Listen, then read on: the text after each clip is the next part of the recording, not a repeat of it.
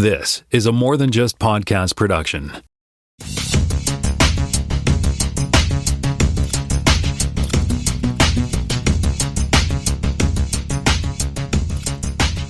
This is actually our 99th episode. 99th episode. Can you believe it? 99 episodes. Hey, everybody. Welcome to Season 4, Episode 15 of Spockcast, also known as Episode 99. My name is Tim Mitchell. I am in Toronto, Ontario, and I'm joined once again by Jonathan Kuline in Mississauga, Ontario. Hello, kids. And I'm joined by Jaime Lopez Jr. in Mr. and Mrs. Seattle. How's it going? I had to think about it for a second. Keeping me on our toes here. Yes, sir, Bob. Jaime's basking in the glow of the glorious home victory by the Seattle Kraken. What, another one? No, they won on home ice. First time ever. Oh, first double their victories. Oh, yeah, yes. Yeah. We talked about that last week, right? That's like last week. No, they won a game last week, but they hadn't won at home because they didn't start playing at home till this week. What, they're 2-0? No, they're not. Oh, okay. 2-4-1 hosting the Minnesota Wild tonight. 2-4-1. Welcome to Leafs country. We got jackets. They lost 4. Is that what you're saying? Yeah, losing more than you win. That's a Leaf tradition. Yeah. No, Leaf tradition is like going up 3 goals and then losing 4-3. That's right. Crushing defeats, not just defeats, but crushing snatching defeat from the jaws of victory. Yeah. May you never become so jaded, Jaime, as we have become. Yeah, indeed. All right. We housed the Stanley Cup during the year, but we let other people have it, at the end season. So it stays here in Toronto for, and then we let the other teams have it, at the end of the year. All righty. Can we go out of our way to make that happen? So, so it's fact check. Salvor Hardin is the name of the next protagonist in the Foundation series. I don't know if that guy that was in the last 2 episodes ago is the same guy. The one that was sort of standing up to the Guardian. What do they call her? Not the Guardian, Sarge or something like that. They call her the one who has the ability to guard them all. She's the warden, isn't she? Warden, thank you, warden. Yes. That is Salvor.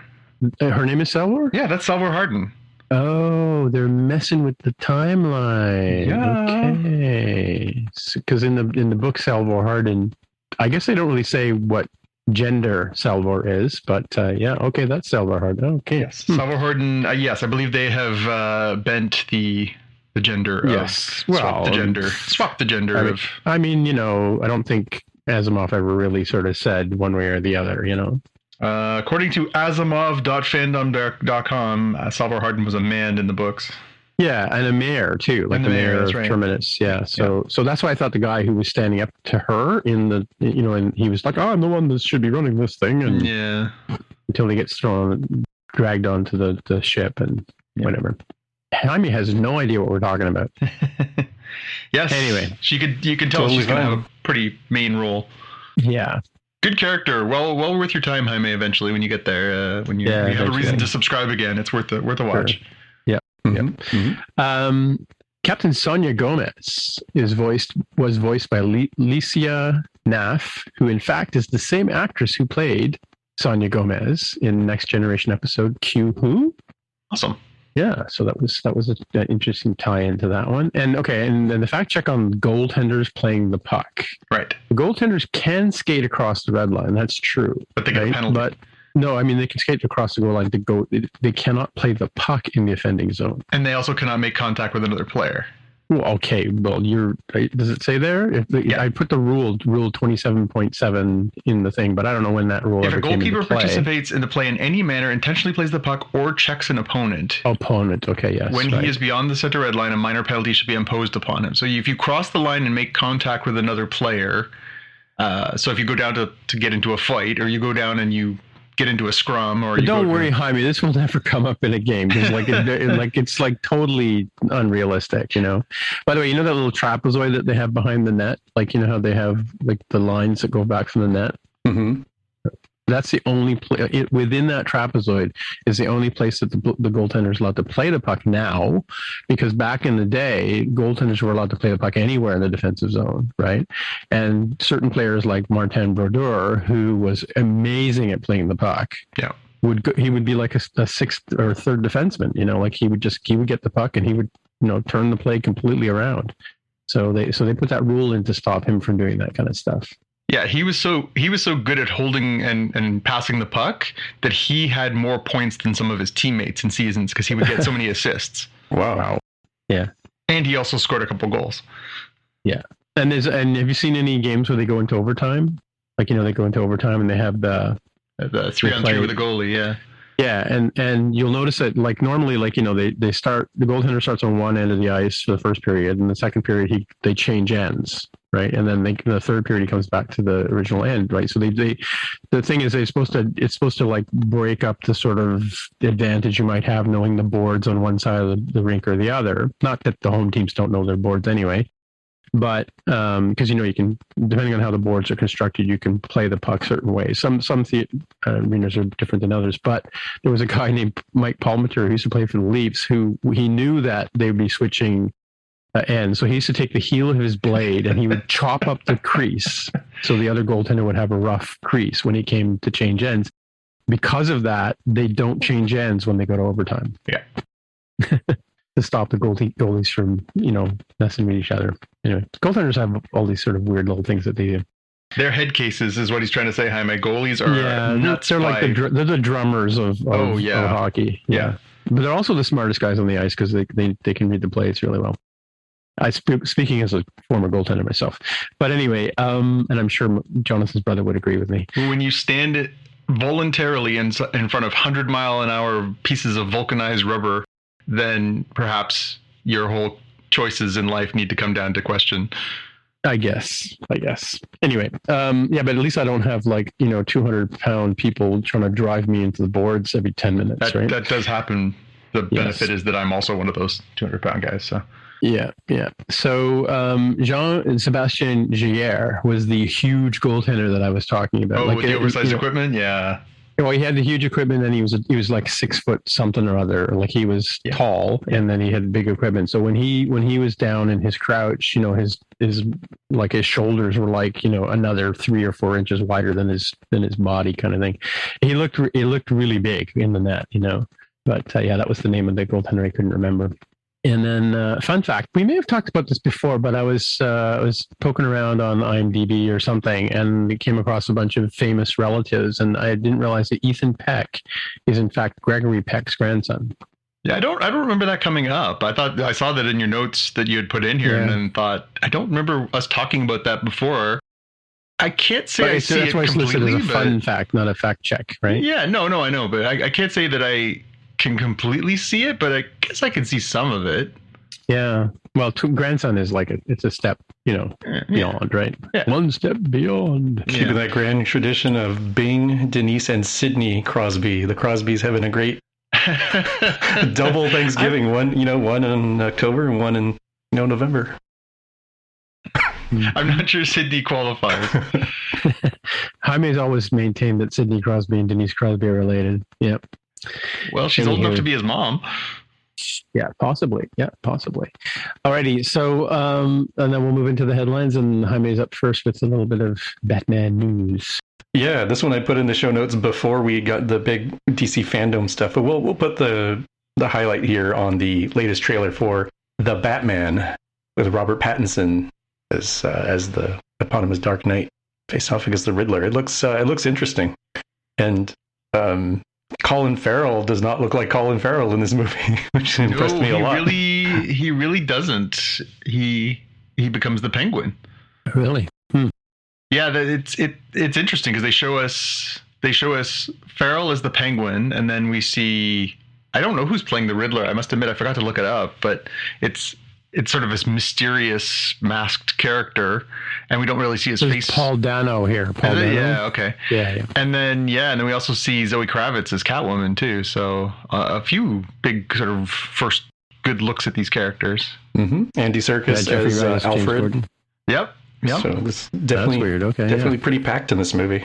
Yeah. So is Colin Farrell playing that Silas, whatever his name is, character? Like the Penguin has a name. Anyway. Yeah, I don't know where in his sort of evolution he's supposed to be at this point. If he's right. Oswald Cobblepot, or if he's Right, Oswald Cobblepot. Yeah. or if he's the Penguin crime magnate, the whole 9 yards.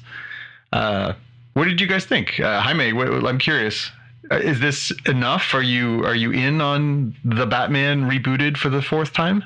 Yeah, I think I can get hyped for this one, especially when they've got that really cool Batmobile that looks like, like a Trans Am or something with extra stuff it's on a it. muscle car. Yeah. So I think I'll be hyped for. Arguably, it's the fifth time, though, right? Think about it. Well, fair. All right. There was a Batman movie in the 60s. It's true. Yes. Bat shark repellent. Indeed.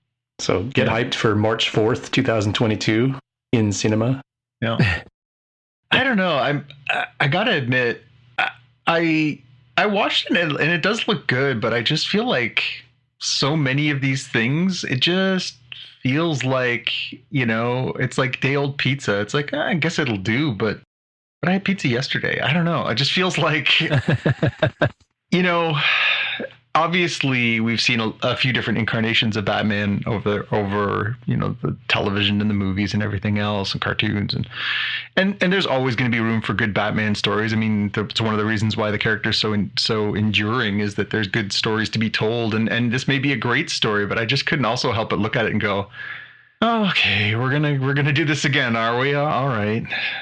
If you want something a little different about this next story with John Cena as the Peacemaker with his bald eagle buddy.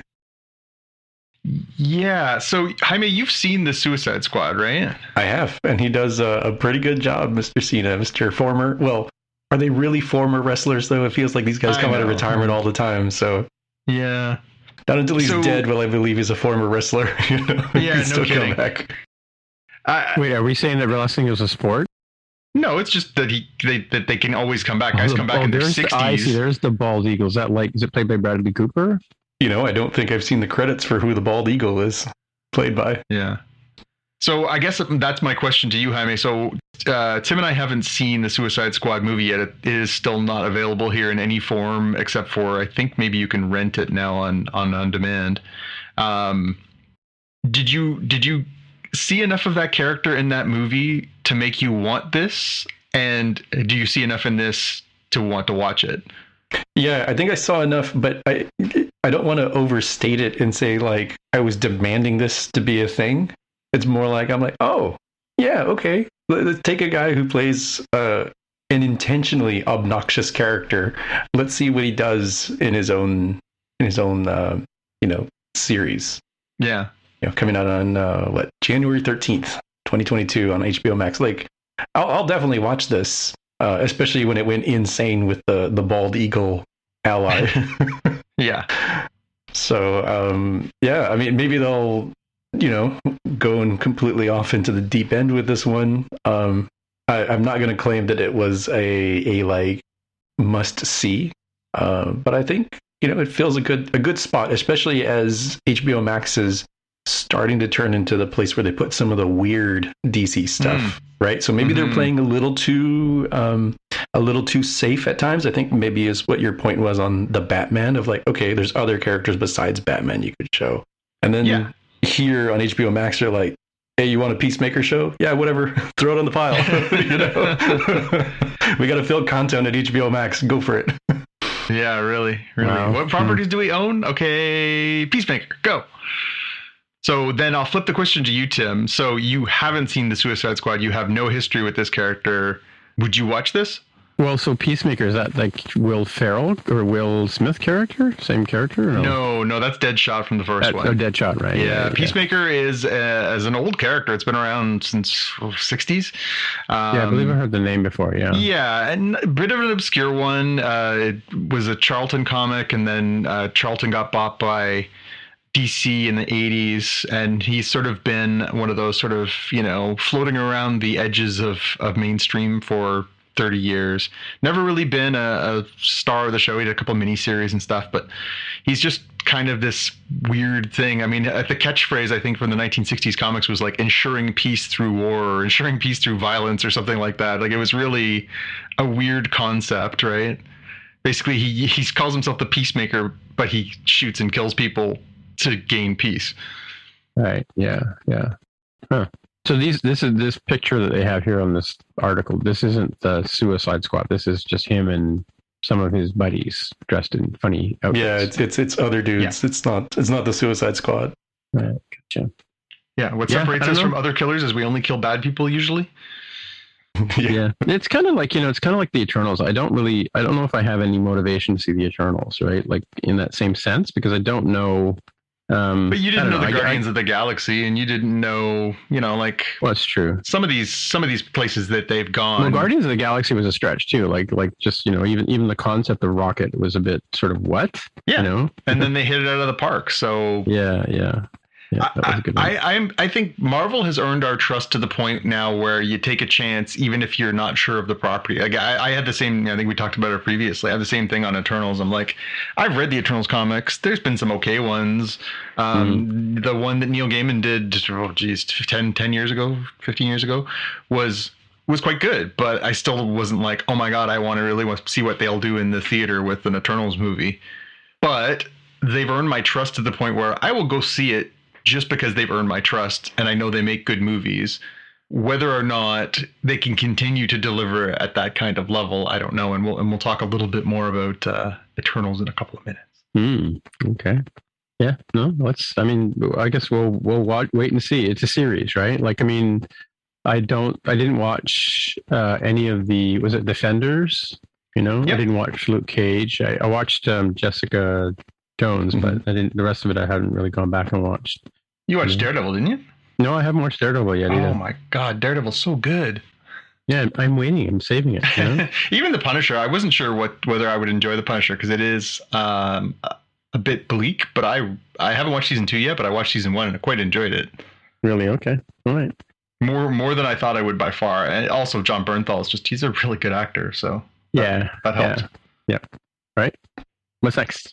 I talked about DC Fandom, and there was a ton of stuff that was, shown or talked about there. So we already talked about the Batman. We got the first look at Black Adam with Dwayne "The Rock" Johnson as the Shazam antagonist. So that looked kind of cool. We didn't see a whole lot, but it's good to see something, right? Get you teased, get you hyped. There is video game stuff with Suicide Squad Kill the Justice League. We got the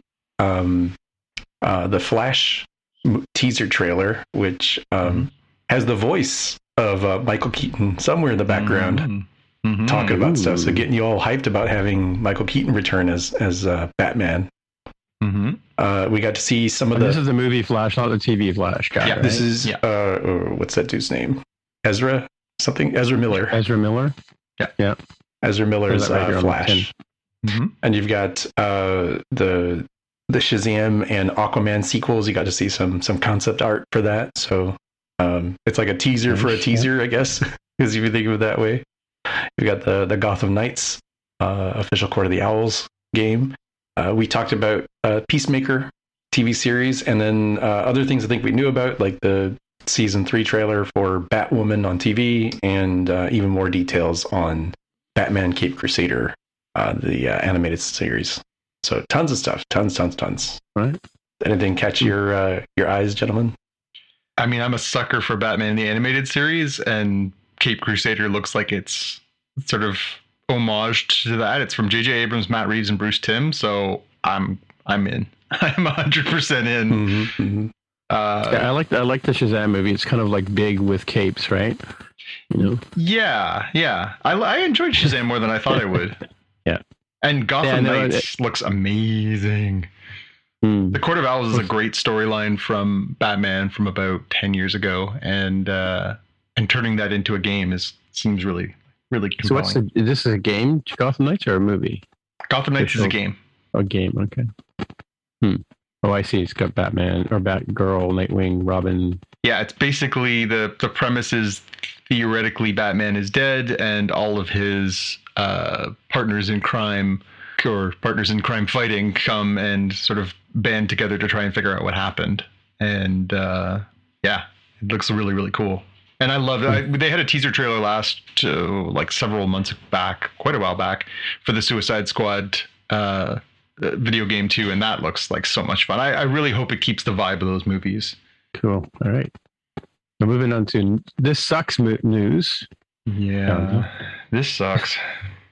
So Why the Last Man has theoretically been canceled. Mm-hmm. And that is a bummer because it is actually starting to become pretty good.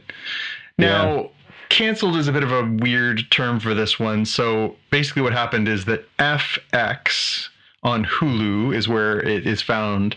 And they decided not to pick up the options to bring the show back because they would have had to extend the contracts of all of their cast members and crew and everything else. And because this show was so delayed, I guess they basically had to, midway through season 1, basically make a snap call. Do we take a chance that this is going to become a long play for us, or do we just cut bait? And they basically looked, I guess, at their internal numbers and said, you know what, we can't justify what it'll cost us to have this many people under contract for this long. Because I guess it wasn't like, let's sign them for 1 more year. It was basically like the option was to pick them all up for like 3 more seasons simultaneously. Oh, I see. Right. And so they basically said, you know what, it's just not it's not in for us. So the showrunner is Eliza Clark. She basically said, you know what, this may be the end of us at FX on Hulu, but we're not quitting yet. So she said they're committed to finding a new home.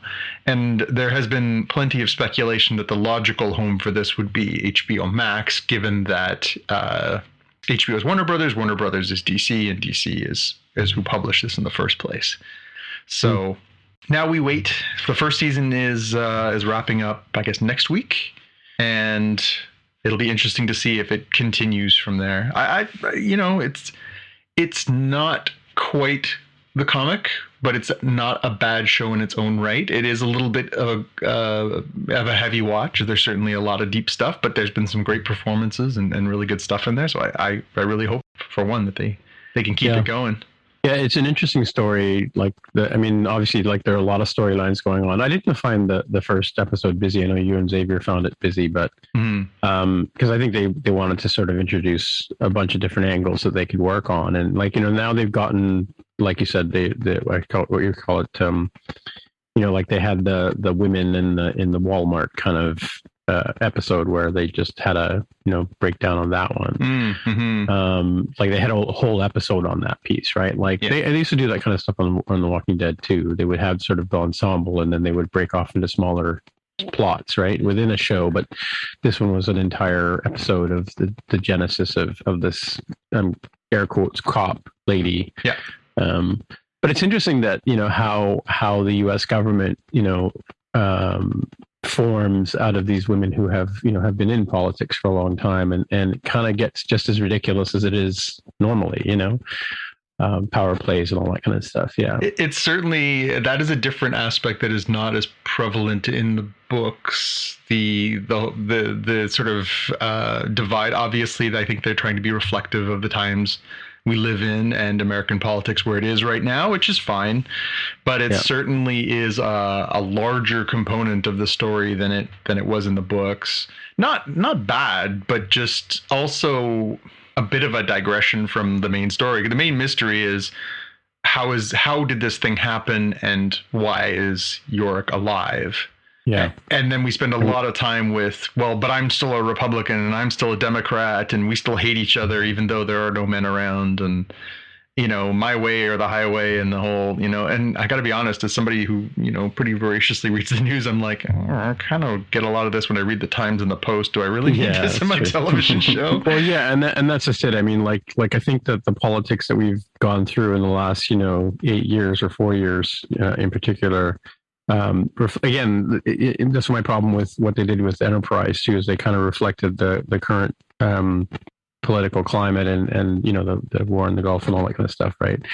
And here they're doing the same thing. They're sort of playing on the divide between the American political parties and how, rather than coming together to solve a problem, they're divisive and that kind of stuff. So it's disappointing, as I've often wondered, what would happen if women took over the world, I kind of always envisioned it would be a happier, nicer place, but there are some pretty big dicks in this show, Yeah. Pun intended, because they don't have them, but they're just as bad as you would imagine, male people would be, Yeah, it's an interesting watch. I mean, there's lots of little angles and ways that groups of women would sort of get together and get through a crisis like this. It's an interesting thing how they portray it, So. Yeah. Well, here's hoping that they can bring it back around. Yeah, it's disappointing. I think it would change quite a bit if they. I mean, there are some key characters. I mean, besides Yorick and the monkey, there's Hero, and then there's the lady who plays the president, and like I said, the lady cop person. Those are sort of 3 or 4. Oh, and an agent. I've forgotten her number. 335 or something. 355. Yeah. 355. Yeah, they're interesting characters. So yeah. Yeah, It'd be interesting to see where they go with them, right? Yeah, well, at least there is, like in so many of these circumstances, you get the show canceled and you're like, well, then what happened? At least you can always pick up the book. Yeah. Oh, that's true. Yeah, that's what I was actually thinking was, if this does fizzle out, then it's interesting enough that I would go and try and read the books. Yeah. Which is, not something I would normally do. I mean, I have done that if I like a movie enough or something like that, or like in the case of waiting for the second half of the third trilogy of Star Wars to come out. I read some of the books in between, right? So yeah, and some of the Trek books, some of the Star Wars books are quite good. Yeah, and I've read a lot of Star Trek books. I mean, there was a long drought between the Star Trek and Next Generation, and even after Next Generation, there was a bit of a lull there too. I read a lot of Kirk books and Spock books, and like How Much for This Planet, stuff like that. There were some really interesting ones, and there was one about Archer, which was Kirk's first captain. Yep. So which isn't anything like Enterprise, by the way. Yeah. No. I was disappointed when they tried not that I don't like Scott Bakula. I was disappointed when they came and made that into a movie or a TV show, I should say. Yeah. Just a curiosity, Jaime, have you watched Y the Last Man yet? I have not, and I was wondering if y'all thought it was going to get saved in like a fan campaign and end up somewhere else as a home. Is there like when the Orville, I guess, didn't need to be saved, but people were wondering, after the first season, what's going to happen? There was the Pickle Jar campaign to send to Fox Studios. Is there any equivalent thing for this that people have sort of rallied behind? Yeah, I really haven't seen anything from an uprising, just because they were pretty preemptive on the fact that they announced that it was canceled at the same time the showrunner basically said, I'm not giving up and this isn't going anywhere. So I think because they know someone's already fighting for it, I don't think there's been that sort of grassroots organization by the fans. I don't think they felt like they needed to get in on it, but we'll see, I guess, whether or not somebody steps in and picks it up. I do think it is worth carrying, and I do think the performances have been good. I think there's, Diane Lane is the president, and there's been some really good stuff in there that's worth carrying forward. Yeah, that's good. All right, next up, speaking of really old things. Yeah. The moldy old cheese. Yeah. Indiana Jones Part 5, which still does not have another name, is getting delayed again. It was set to open next year, July the 29th. It has now been bumped to June 30th, 2023, because I guess they're delayed because Harrison Ford hurt himself while rehearsing for a fight scene. They think that might have been the thing that sort of slowed it down the production and may have prevented it from going out on time. I'm trying to remember off the top of my head, but I can't. I have to look it up how old Harrison Ford is now, but I think he's I was going to say, do 70-year-olds normally get into fights, Yeah. Let's see how old Mr. Ford is off here. He's 79 now. Wow. 79. Yeah. Mm-hmm. Now, we talked about this before, I'm not besmirching the elderly. However, he is going to be filming this theoretically. It's not coming out. He will be 80 years old by the time this comes out. Yeah. Please stop. Please Please, can I just put this out there as a longtime fan? Harrison Ford is the biggest movie star in my life. Biggest movie star in my entire existence. He has been in more blockbuster movies. He is an absolute icon. Please stop playing Indiana Jones. It hurts so much. Yes, that's true. I agree. I mean, you know, I get the whole. I like the character. You know, it's the same as like similar to.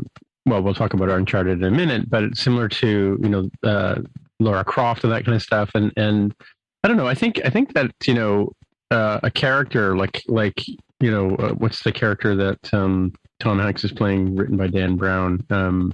Robert Langdon, right? That's another character. Like they're doing a TV show now, which is supposed to be earlier in his life, and they've brought a new actor in to play him, right? And it's quite good, actually. I probably should have put that on my watch list, but maybe I will.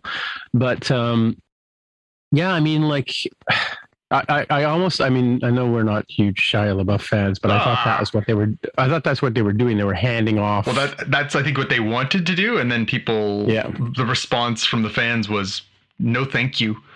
Yeah, so I mean, like, what do? It's an interesting character, but it's like Sam Spade and, you know, Bruce Wayne and Clark Kent. You know, you gotta, if you want to keep the character alive, you gotta hand it off to somebody else who can play it like reasonably. Well, right? James Bond. You know? Yeah, there was talk that Chris Pratt was somebody that they were circling as a potential replacement, and there's certainly been people over the years where, you know, they've sort of fit the bill and thought, oh, he could be a new Indiana Jones. I think you got to treat it like James Bond. You know what? To everything there is a season. Turn. Let's get a new guy. He should have moved into the sort of Sean Connery kind of role. I mean, like, you know, like in the, was it the second or third movie? Second movie, right? The third movie had Sean Connery as his dad. Yeah. You know, I mean, that's kind of where I would buy Harrison Ford playing, you know, an 80-year-old guy advising a younger, you know, archaeologist kind of thing, right? Well, and it's funny too, because again, they're carrying it forward, and that's the one thing that was kind of a bit of a leap from the third one to the fourth one. The third one was also set, you know, in the 1930s. The fourth one, obviously, to advance Harrison Ford's age, they moved it into the 50s. This one, they're probably going to have to move into 80s. I don't know. Yeah, 90s, yeah. So we'll see how that one plays out. But I just keep thinking, like, I want to see more of his adventures when he's a young man doing different things. And of course, you know, like so many of these things, you know, Alden Ehrenreich, all due respect to him as a young Han Solo, you know, I don't think you need to have a carbon copy. I don't think you need to have somebody who's exactly Harrison Ford. Yeah. Again, Harrison Ford is a frigging legend. He is, you know, I'm just looking at it right here. He's played the president. His total film box office grosses in his lifetime are over $5.4 billion. Yeah. And that's just in the US. In worldwide gross, it's 9.3. He's seventh all time and the highest grossing box office stars in history. I mean, again, he's Han Solo, he's Indiana Jones, he's the president, he's all these different things. He's been in countless iconic roles, and he's a tremendous performer. But I'm sorry, at 79, I don't care how well choreographed they are and how many stunt performers they have and whatever else they do, I just don't think this is going to be, you know, a place that the longtime fans like us are going to want to go. And I don't think it's going to be suddenly attractive to a new generation. If you took that concept and revived it by putting in somebody who was more, vibrant and perhaps a little younger, I could see how that could be successful. But I don't know. This just doesn't do anything for me. I got to be honest. I'm not going to watch it in the theater. I'm not. Right. Yeah. I'm just not. I mean, I was going to ask you what you thought about the fourth movie. I mean, it was okay, but it wasn't great. It was bloody bad, is what it was. And again, you know, like there's obviously some far-fetched stuff. The nuking the fridge and some of that stuff gets, you know, bad. Shia LaBeouf swinging with the monkeys. I mean, there's some pretty terrible stuff in there. Yeah, I forgot about that actually. Boy, oh boy. But yeah, no, I mean it's. Or the Jeep scene in the jungle. Yeah. It's campier. like it is like going from the Tim Burton Batmans to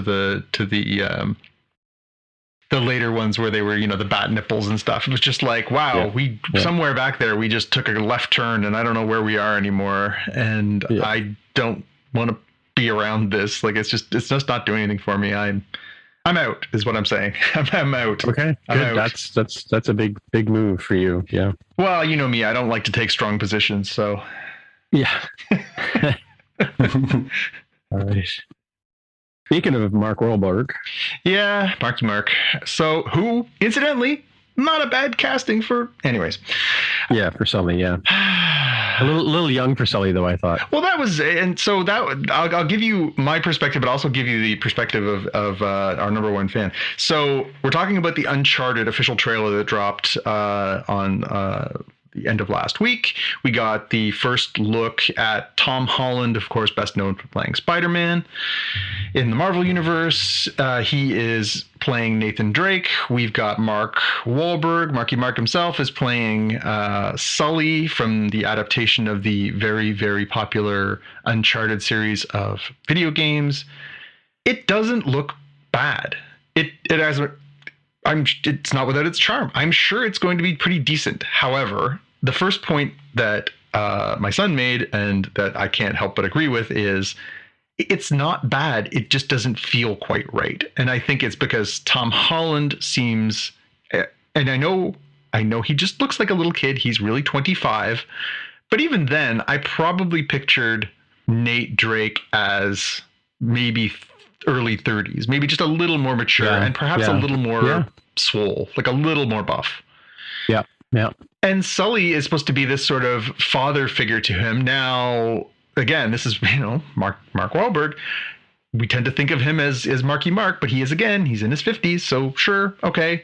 Perhaps he is old enough to be that father figure to him. And perhaps I'm just not seeing it because Sully in the video games is an older person with silver hair and the whole nine. To me, it doesn't look like a bad movie. It just doesn't feel quite like Uncharted yet. And maybe once the movie is out there and we get the banter and the action, and it is like, frankly, this is more Indiana Jones. This is more what I'm looking for in an Indiana Jones movie than the Indiana Jones movie that's coming out. Maybe it does look very similar to the game, having just played the 4 games, or like the bits that they showed look like things I remember from the first game, right? Yeah. Like how they sort of work the game mechanics into some of the challenges that they have, and so they've taken those challenges and put them into the movie. Yep. To make it look and feel like the game, right, kind of thing. So it is reminiscent of that. Unfortunately, they cast Tintin and the cat in the main role, right? But yeah, and you're right. I think like Mark Wahlberg is more built in the. I thought when I saw Mark Wahlberg in the 2-second clip I saw a couple of days ago, I thought, oh no, he's playing Nathan Drake, which I could see because he's got the sort of body build shape, right? Yeah. But thankfully, it's not him playing that, and I would have thought that somebody older would play Sully for sure. Like, I don't know, and it's almost like it almost needs to be more of a journeyman actor than someone like Mark Wahlberg is a leading guy. I hate to say it, but he's a leading man, right? So it should have been, some of those more character actor kind of guys playing that role. No, that's the role. Yeah. For Sully, you're right. Yes, I agree. There's better casting. And I mean, but I mind, like I've seen Tom Holland do his American accent, and it's passable, right? Like it's not like he's not struggling to pronounce words correctly. I love the scene. I love the shorts. He does a great Queen's accent. I love the short little clip there where the Scottish guy comes up and says, I'm going to teach you a Scottish welcome. And he looks at him and goes, what? I have no idea what you're saying. Well, I mean, it's typical Graham Norton kind of couch banter. Like, they have some really thick, brogue speaking comedian on, Graham Norton, and they say to Lily Tomlin, do you understand what he's saying? And she's like, no. Yeah. Which is a typical, I hate to say it, American reaction, but, Yeah, I understood what the Scottish guy was saying. Yeah, so did I. I'll throw one name at you that whenever they talked about this as a hypothetical, and again, I was lucky. So I was covering video games professionally when Uncharted, the original, was not even out yet, when it was being developed, and got to sit down with the guys at Naughty Dog and see what it was still a build and play it and stuff like that. And was really excited for the game when it came out and have been a fan since day one. Loved them all, played them all. I'm in. And yet you've never played Tomb Raider. No, I've played a couple Tomb Raiders, just not all the Tomb Raiders. So I found myself, as they've been talking about this for years, as they talked about who was going to do it. Oh, this person. Oh, this person, this person. So Wahlberg originally was going to be Nate, but it's been in development for so long, he just kind of aged past it where it wouldn't make sense. Fine. Right. So then he decides he wants to be Sully. Okay. Sure, he's attached to the project. He's been attached for so long. So you give him that role. I get how these things work. But the name that immediately I clicked with when they were always talking about, well, who could play? It's Nate Fillion. It's Nathan Fillion. Oh, really? Nathan Fillion would have been, or to play? No, to play Nate. Would have been a great Nate. Now, maybe a little older now, maybe a little too old now. Maybe he's aged out of that too. But that combination of sort of, like, there's not a lot of distance between Nate Drake and Malcolm Reynolds. Obviously, way less jaded, but just the sort of sardonic wit, charming, quick with a smile, but also good in a fight. I really think Nathan Fillion would have been a really fun play on this. And that's not to say that Tom Holland won't be good, and it's not to say this won't be a good movie. To me, it still hasn't clicked yet that the vibe is there. But well, see, the thing is, Tom Holland's a name, right? He is, and he certainly comes with his own audience, right? Yeah, I think that's the thing is because like you mentioned Nathan Fillion. I think there's a guy who plays a cop named Tim. I can't remember his name, or I don't know the actor's name on The Rookie. Yeah, who is the right shape and stance for that blonde-haired guy, about the same age, same kind of build that could pass that off. Yeah, you're right. It's an odd casting, but again, this is what happens in movies. They pick someone, like in the case of they need to have someone like Tom Holland to carry the movie, to have people buy tickets, right? Yeah. So who knows? He might be the next John Wick kind of thing, right? Who knows? So let's spin this around to Jaime. Are you excited about any of this? Are you in on any of this? Yeah, I mean, do you have any frame of reference? I'm less tied to the Uncharted series, so I didn't have a whole lot of problems with the casting. Given that we just talked about Harrison Ford, I'm like, well, Tom Holland's young enough here to go until he's 79, so there's an advantage there. Right, as they keep making Uncharted 75. I was like, oh, there you go. He's still going for another crack at it. I don't know. I think I've played one of the games. I'm not even sure which one it was. It's like Vietnam or Thailand. I kind of vaguely remember.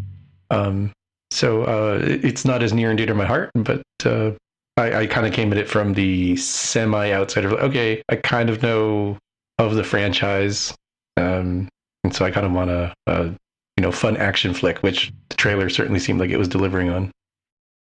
Yeah, and I think if you go in with that as your expectation, especially if you don't have the baggage, I think, again, it looks like it could be fun. It's it is derivative. It's Tomb Raider, it's Indiana Jones, it's all these different things, hopefully it's as good as some of those things.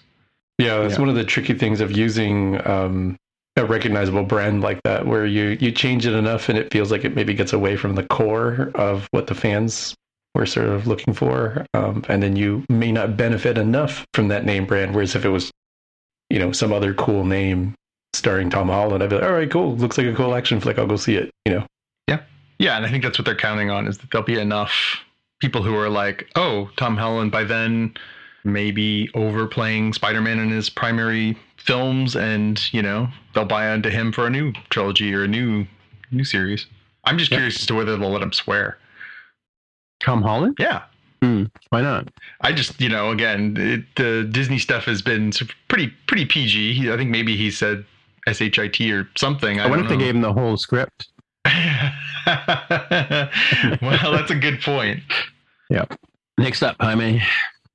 Yeah, I'm a fan of Mythic Quest and didn't know after season 2 if that was kind of a nice little goodbye to the series or whether it would continue. And it turns out you'll get more seasons, a 3rd and a 4th season on Apple TV Plus. So I'm pleased with that. I think there's more to enjoy with these characters.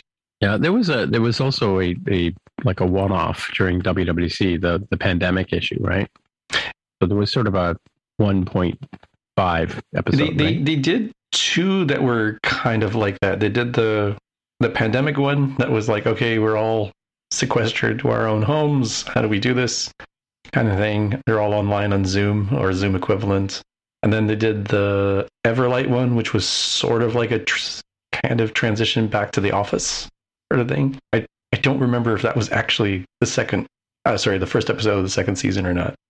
It was they had a couple of in betweens before the real season came out. It seems like, so I haven't looked to check to see how they actually rendered that in the Apple TV Plus interface. Yeah, it's an interesting show. Interesting show.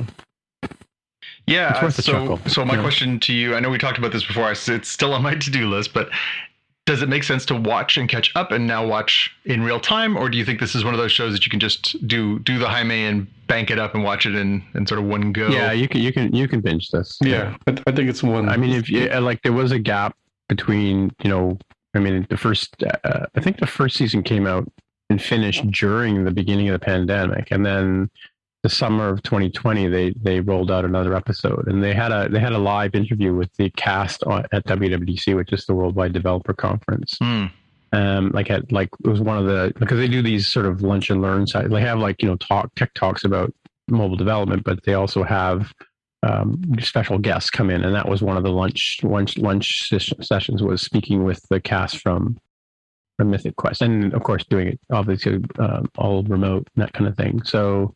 And then they came back with the proper season 2, right? And it was good. I mean, it had some interesting character development episodes. Like the guy who writes the writer is played by Abrams. What's his name? F. Murray Abraham. F. Murray Abraham. Yeah, he plays him. Plays the old guy, the writer. He's a sort of seasoned, grizzled, character. They do a flashback season to when he was first starting to write pulp fiction and that kind of stuff, and there's a sort of a triangle of people, and winning I think he won a Hugo Award in the storyline. So that was kind of interesting if you're a fan of 50s and 60s pulp fiction, especially science fiction. You'll know about the Hugo Awards and that kind of stuff. So that was interesting. Yeah, they've done some good things, but yeah, you could definitely binge it. It's bingeable for sure. It's something. I mean, when it was on, I would watch it every Friday when it came out. With the other shows that I watched, it was one of the, like, when it was in rotation, I would watch it. So it's worthwhile sitting down to consume. Cool. Mm-hmm. So this next one I posted here, and I posted it when the story first came out about the director of photography on the movie getting shot accidentally by Alec Baldwin, and died by the time the story came out. And I had saw something on Twitter about, it had not really hit the mainstream press just yet when I posted it. But of course now it's out there. It's been out there for a couple of weeks, because we've not been recording for 2 weeks, and there's a lot of talk about it. And my first reaction when I first saw this was, the story is that apparently they emptied the bullets out of a gun. They emptied the gunpowder out of the bullets and put them back in the gun to do close-up shots of this gun, so that you could see that there were, it really looked like there were bullets, like it was a properly loaded gun. And then later on, they remove those bullets and put in blanks, so that they would have like a flash and they would make a noise and that kind of stuff when the actor pulls the trigger. And of course, unfortunately, he's pointing at the camera, because that's what they do when they're sort of showing the cowboy character shooting somebody in a movie. And unfortunately, and it's come to light too that it was also the prop masters were non-unionized prop people, because there was a walkout on the show just before this particular scene was shot, and they didn't properly check that the gun was clear, the chamber was clear. And what happened was it pushed a piece of lead out when Alec Baldwin shot the blank, and unfortunately killed the director of photography, which should say her name too, and also I think that one of the other directors too. And my immediate thought was, this is exactly how Brandon Lee was killed shooting Crow. Same story, same deal. A gun was loaded. filmed whatever, and then supposedly set up for a shot where it would be pointed at Brandon Lee and fired. And unfortunately, there was some metal left in the chamber, and there's a term for it which I can't remember, but that's how. And of course, this is 20 years ago, right? Yeah. And so it begs the question: why are they still shooting? We have blasters and phasers and all kinds of things. Why do we still need to have actual bullets in actual guns firing actual gunpowder? Well, because it's cheaper, I think, is the bottom line. That's not an acceptable excuse, but that would be the reasoning, right? Well, that may be the case, but I mean, like, don't these people have like hundreds of millions of dollars to make these things? Can't they afford to spend $50,000 and have a fake bullet coming out of a gun? Yeah. In the case of Mayor of Eastwood, they don't even have bullets in the guns. All of the shots, all of the effects are done in post. Yeah. Right. So it's, we learned this, we supposedly learned this 20 years ago. And yet it's still happening. And it's tragic, really. It really is. Mirror Easttown, just correcting that one. Yeah. But this one struck me as strange because it seems like there would be a whole series of very obvious steps that would, like, I mean, you're definitely taking it like a step beyond, right? Of like, well, if it was just all CGI, I'm like, yeah, that's fair, that's true. But like, it seems like just some simple, lock boxes would prevent this from happening in the vast majority of cases. And then you have, two people who are involved, the armorer, I think, and the AD. It's like, all right, so open up the lockbox. Is there stuff in the gun? Yeah, take that out. Put in things that to be good. Why not use two guns? Why don't I have one that's set for the shot and one that's set for the blank? That's exactly my thought, Tim. Like how if you're cutting corners and you're like, yeah, I can't afford $50,000 for CGI on this shot. I really need to just do it. Get two guns. One gets the blanks. One gets the close-ups. The end. Yeah. Hanya Hutchins was at 42 was the director who was killed, and the other director, film director Joel Souza, was also shot with the same effect. Yeah. No, it seems like an avoidable tragedy, and that's what makes it so painful and so. I mean, and like, can you imagine being Alec Baldwin? Like that was not it. Was not his intention, No, of course, at all, of course, Nor was it Brandon Lee's to shoot himself in the head. But did he shot himself in the head? I thought he was shot in the chest. No, I believe he was pretending to commit suicide. No. Or something. He was shot walking into a room. And I read the story about Brandon Lee's death. Oh, okay. Because I thought the story at the time was that he had pulled the trigger himself. No, he was walking into a room, and the bad guys were supposed to shoot him as he walked into the room. Ugh. Yeah. Either way, again, just an absolute waste. Like, yeah, tragic stuff. Yeah, and they finished that movie with a second actor, I think you said at the time. They right? did, yeah. They actually filmed. It was almost done. There's only, I think, one scene, and actually I know which scene it is, where and it's from the very beginning of the movie where you don't see. It's actually not him, somebody else. Yeah. Tragedy. Awful. It really is. It's really awful. And you're right, Tim. Like, it's 2021, almost 2022. Just come on. Hey, Here's a thought. Make more movies like The Martian where there's no guns. Available. Dear America, we're rest of us are kind of over guns a little bit. Can we find something else? Yeah. Well, if you listen to the news in Toronto these days, you'd be a little bit, maybe think we're not, because it seems to be accelerating here as well now. Yeah. You get half a guess where those guns are coming from. Yeah, but and the thing about it is like, it's not nearly. I mean, like, we get, I don't know, hundreds of people die through gun violence in Canada in a year. That's almost a week in some places. Yeah. A bad weekend in Chicago is a year in Toronto. Yeah. Sorry to say. Yeah. No, all of it is tragic, but all right, let's try and pull ourselves back out of this one. So some good news. South Park is coming to Paramount Plus with their quote-unquote movies. So there are two of these South Park movies that are coming to Paramount Plus this year. Now, if you'll recall, we talked about this a number of episodes back, that the Matt and Trey had signed a $900 million deal to produce a bunch more seasons and these quote-unquote movies, South Park movies. So the movies aren't strictly the same thing as people might have in their mind. I think immediately people think bigger, longer, and uncut, which is, just, I'm sorry, it's a freaking masterpiece. It is one of the funniest things I've ever seen committed to film. I think a lot of us were like, oh my God, if these guys can come back around and do that again, great. So they announced this first couple of movies that are coming, one in November, one in December. They're going to do 2 of these movies per year for Paramount Plus over the next number of years. But they're saying that they're going to be closer to an hour in length. So they're more of a sort of a short feature. They don't even qualify, I think, as a feature because it's not 100 minutes or 90 minutes or whatever they need to be a feature. 75 maybe for a feature. So they're technically not movies. They've been referring to them as sort of like movie of the week movies. And they want to do something different. They don't want to do bigger, longer, and uncut. They don't want to do the episodes. They want to kind of use it as a new form. Interesting. I'm curious to see what these movies sort of bring. The first one is going to be sort of the post-pandemic. It's how the boys try and sort of reacclimate to society, which I think is something that will resonate with all of us. The idea of like, where do we go from here?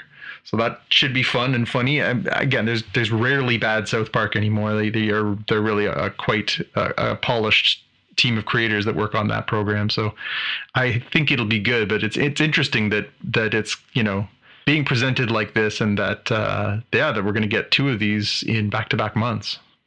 Paramount Plus, so I'll still be subscribing. It's basically free for me at that point. There you go, Jaime. They knew. We got to find a way to keep Jaime Lopez on board. Yeah. Okay. You guys might like my headline on this one. So Hayden Christensen is headed back to the Star Wars universe. There was talk that he was going to be in the Obi-Wan series coming to Disney Plus, and apparently that is also coming to pass. He is apparently also reprising his role on the new Ahsoka Disney Plus series. So Wyneken returns. Oh, they don't understand me. So I guess we'll find out whether, is he going to be playing himself as Anakin in flashbacks? Is he going to be appearing as Darth Vader? How are they doing this? It'll be interesting to see. I don't mind this. I really hope that they can maybe redeem Hayden Christensen. I don't think he's a bad actor. I genuinely don't. No.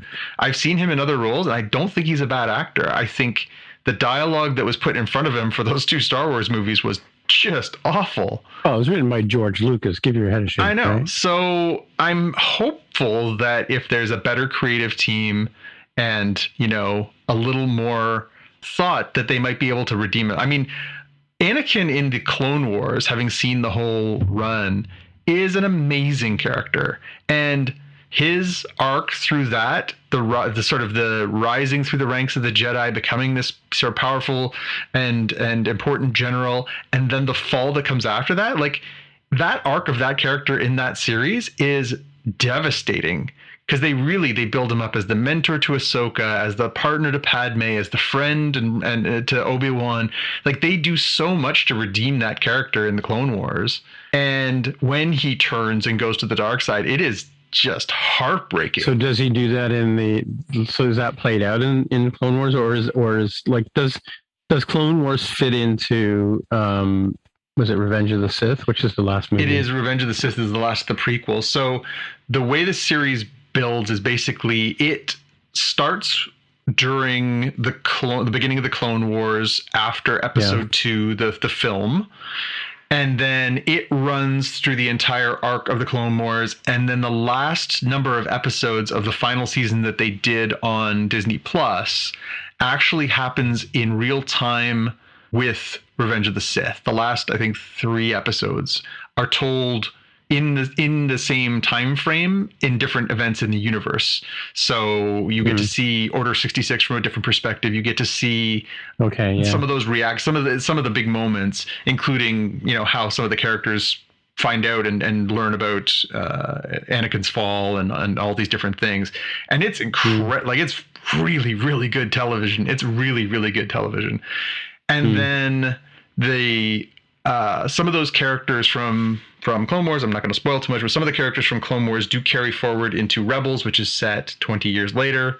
And there is more to that story that sort of continues from there. And it's incredibly good cartoons, incredibly good filmmaking. and as good as anything you'll see on in a Star Wars movie in the theater. Like there's some really, really terrific storytelling in there. So again, I'm hopeful. I'm hopeful that by putting him into this Ahsoka series, I'm hoping by putting him into the Obi-Wan series, that maybe there is a hope for us to maybe look at Hayden Christensen in that role a little differently. It'll be interesting to see, given, timing wise, he should be all Vadered up, right? So it'll be interesting to see how they have him play it through that. I do know they did do that, as you mentioned in the Rebel series for that reveal, but I don't know that it'll be completely like that the entire time, right? Like I'm still trying to piece out how they. Well, maybe it's flashbacks too, right? Oh yeah, okay, yeah, that's a good point. Yeah, the mentor-mentee flashbacks. That's a good point. Yeah, maybe there's a sort of a thread that weaves through that story of, because theoretically it would have to be for the Ahsoka series, because the Ahsoka series is set after the events of Mandalorian. Mandalorian happens 5 years after episode 6, so Vader is dead. So to me, the only way it makes sense is for her to be reliving experiences that she had with Anakin and perhaps interactions she had with Vader. But it could be a really compelling part of that story. I mean, their relationship is so well defined in that Clone Wars series. Like, they really are, they love each other very much. They really do care about each other very much.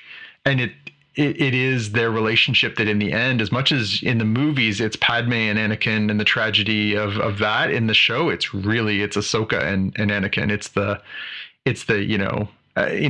the line from the movie is, as Obi-Wan, you were my brother and I loved you, but in this it's, you were my big brother, you were my my mentor, and you've turned into this monster. Like it's as or more devastating to see it from Ahsoka's perspective, because she joined him as a little girl and rose up to become a very powerful Jedi in her own right, and then to see this happen is just devastating for her. So it's a really powerful moment in the show, and so the relationship with him would of course have an effect on her, and it'll be interesting to see how they bring that back.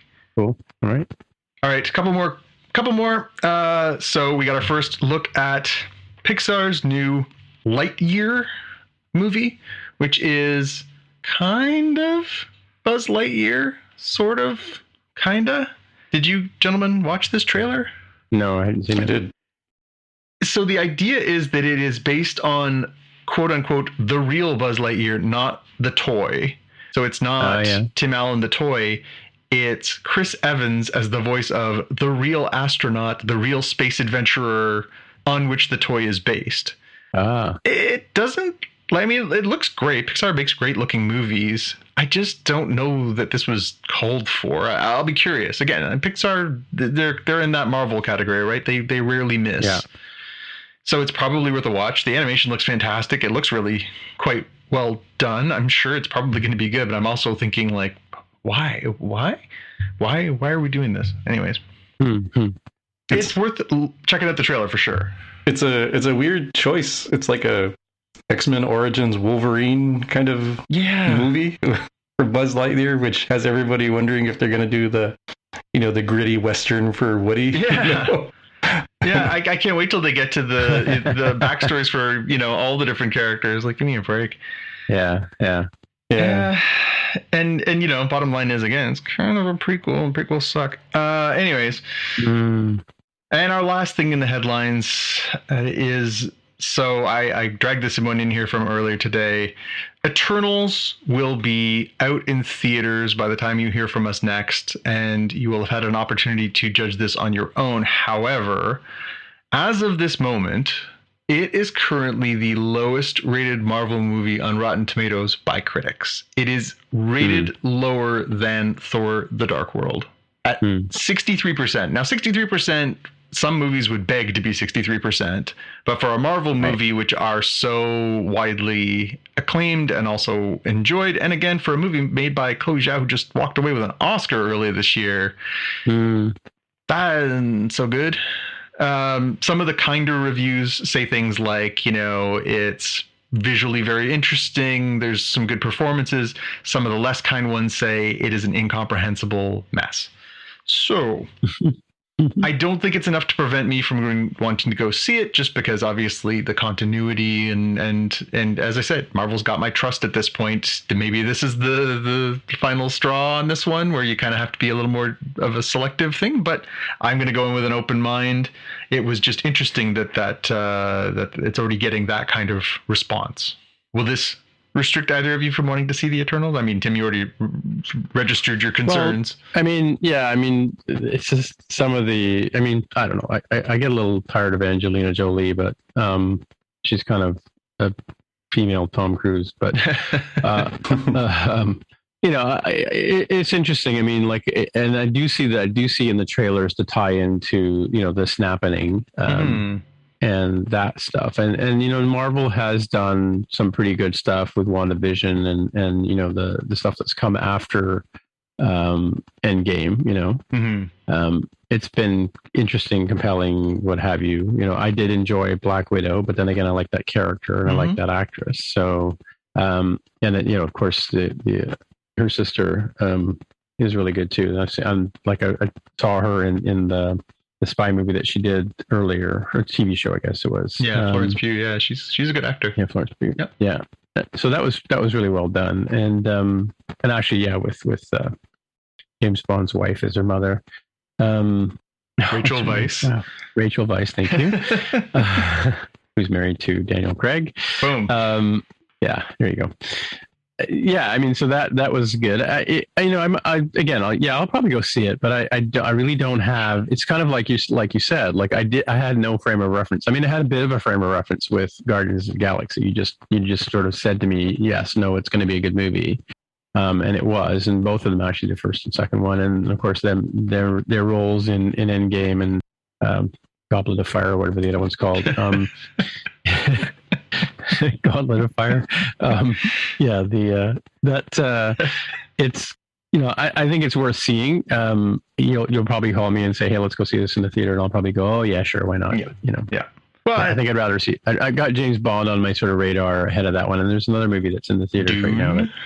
Dune, yes, that Dune one. Yeah. Although, you know, Dune's not been getting, like, I hear it's a beautiful movie, but a very sad telling of the tale, right? Anyway. Let's see. Rotten Tomatoes for Dune says 83% critics, 91% audience. I was going to ask, Jaime, I think, is that an HBO Max one? It is. So it's a movie I've seen. Had a coworker who who went to go see it in IMAX, and he said it was amazing. And I was like, yeah, I imagine it was. It looked pretty good on my dinky little TV. Yeah, I was going to suggest to Tim, there's actually a email I got today from Cineplex, which is our Canadian major chain of movie theaters here, that said, just a reminder that because Eternals is coming out next week, if you want to see Dune in IMAX, you have 6 more days. Oh, really? Wow. So that's a threat. Yeah. When is Eternals coming out next week? Next week, yeah. So this weekend? Yeah, that's what it's looking like. Yep. All right. But yeah, I already missed. James Bond is already out of the rotation for IMAX, so not going to. Is it? Yep. Oh, Yep. That's too bad. It is. Oh, I know. Sucks. I mean, you could still see it in AVX and some nice, decent stuff, but not. I don't think it's back in the IMAX theaters, because again, they've got these blockbusters that are going to hold up the next little while, and yep. Because again, also Matrix is coming and Spider-Man's coming, and yeah, so there's a whole bunch of tentpoles coming this fall that are going to fill those spots. Cool. All right. Now, the reason that we all came here today. Hey, kids, is that part of the show where you were waiting for, where we talk about a Star Trek vehicle? This time it is a brand new show, a brand new vehicle for us a brand new ship, everything, the whole 9 years. Well, I guess it's an old ship. But maybe at least one old character. Yeah, well, yeah, that's true. But yeah, let's not spoil it for people who can't wait till the last 5 minutes of the show.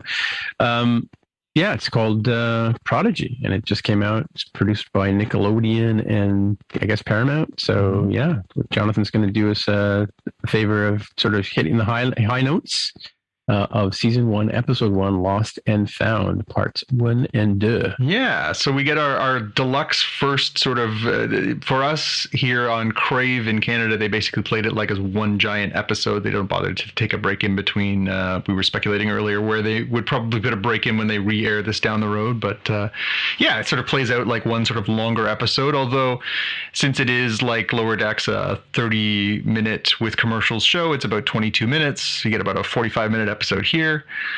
And yeah, the highlights. So starts off on a prison world. We meet the feisty young person named Dalrel, and Dal is, this sort of unknown species. He is focused on getting his butt off of this sort of world where everybody is being held prisoner and forced to mine for something. Crystals.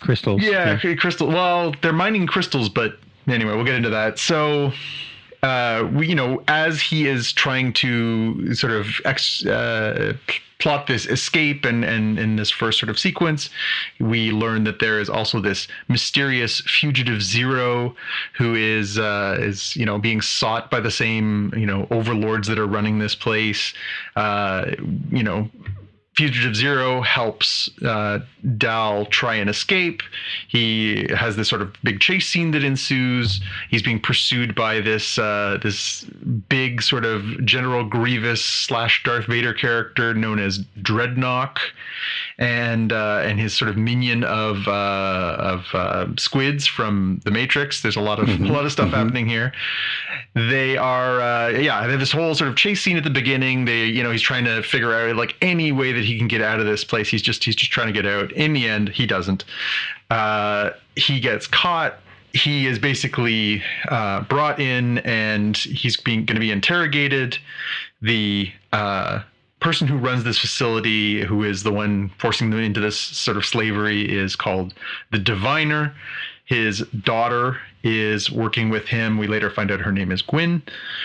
And the Diviner, is asking for the boy to be questioned. He wants to locate this mysterious fugitive Zero. And also we get a sort of an allusion to the fact that there is this mysterious other secret agenda that the Diviner has. Gwyn is tasked with basically trying to, gently coerce the truth out of Dal to try and figure out if he is in cahoots or cat boots, as she says, with Fugitive Zero. They basically give him, a day to go and try and find this Fugitive Zero. Otherwise, they're gonna turn him over to the Dreadnought, and the Dreadnought's gonna torture him basically until they figure out what he knows.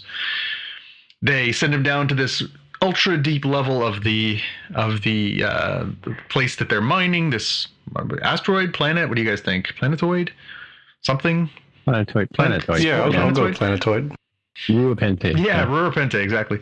So they it's such an original story. I just have to I know. Well, we'll digress into our thoughts after, but they send him down there. He is basically, they show him this safety video on the way down. That's a pretty funny moment where they're talking about all the dangerous things he can encounter down there, and they realize that they have to be basically ankle shackled to a buddy for the buddy system through this, and he gets shackled to this huge rock creature.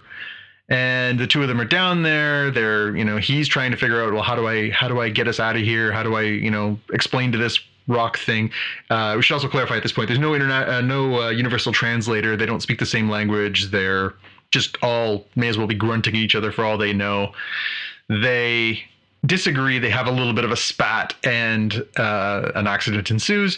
They find themselves in a different chamber, and this different chamber is filled with these really valuable crystals. But more important than the crystals is this big, huge, clearly Federation ship. As they do the big flyby, we see that it's the USS Protostar, and we see Dal and this big rock creature go inside. The rock creature sees a comm badge, presses the comm badge button. The ship powers up, and the universal translator turns on, and you realize that this giant rock creature is not just Michael Jackson. Yeah, it's not just this big hulking grunting thing. It's actually got a really high voice. Obviously, gender is not necessarily a needed pronoun in here anyway, so we'll say they. Their name is Ramtak, and they point out I'm big, not dumb. They're this very sort of actually bubbly and sort of effervescent type of creature, and not this grunting thing that we first encountered. We also, at that point, we realized that Fugitive Zero is there, and they're like, hey, you know what? This is our ticket out of here. Let's figure out how to fix this thing. Oh, you know what we need to do? We need to go get the guy up on top who's a really good engineer. So they go and they grab this guy. His name is Jankon Pog, played by Jason Mantzoukas, one of our personal favorites, I think, across this, all the different things he's been on TV. He has this cool transformer hand that transforms into parts, which is pretty neat. They go down, start working on the ship. They're trying to figure their way out of there. Rom ends up finding another ally for them to take on board. It's this rather strange critter called Murph. Murph is a gelatinous critter that is voiced by D. Bradley Baker, which is funny. We were talking about Clone Wars. D. Bradley Baker is the voice of all the clones in the Clone Wars, and is now reduced to squeaks and grunts and whistles for Murph, which is pretty funny. So at that point, they capture Dal again. They are going to exile him to the surface, and they have him up there working on the Conan wheel. I don't know if you guys remember that from the beginning of Conan. That's how Conan gets so strong, is they put him on the push wheel and he has to push it around for years. He's pushing that out. He ends up, through an quote unquote accident, he ends up getting freed and then goes back down to the ship. They realize that Gwyn and the Dreadnought actually set him up so that they could follow him back. They go down there. They, lead them back to Fugitive Zero. At that point, they're like, to hell with this. They get on the ship and they basically have this huge chase scene adventure where the ship is trying to escape from this underground cave and get back out into space. Mass chaos ensues. There's a really good sort of fight scene. Dal's on the outside trying to fix the shields. They're inside trying to figure out how to fly the ship. It's all sort of going off. It's a pretty, turn left, pretty good action scene. And then, the Dreadnought is trying to attack. Dal wins on the outside. The great line I thought of Jaime immediately when they said, press the pew pew pew button. Where's the pew pew pew button? Oh, you better believe I was going to mention this is where the pew pew pew occurs. Yeah, there's lots of pew pew pew. Press all the buttons until something goes pew pew pew.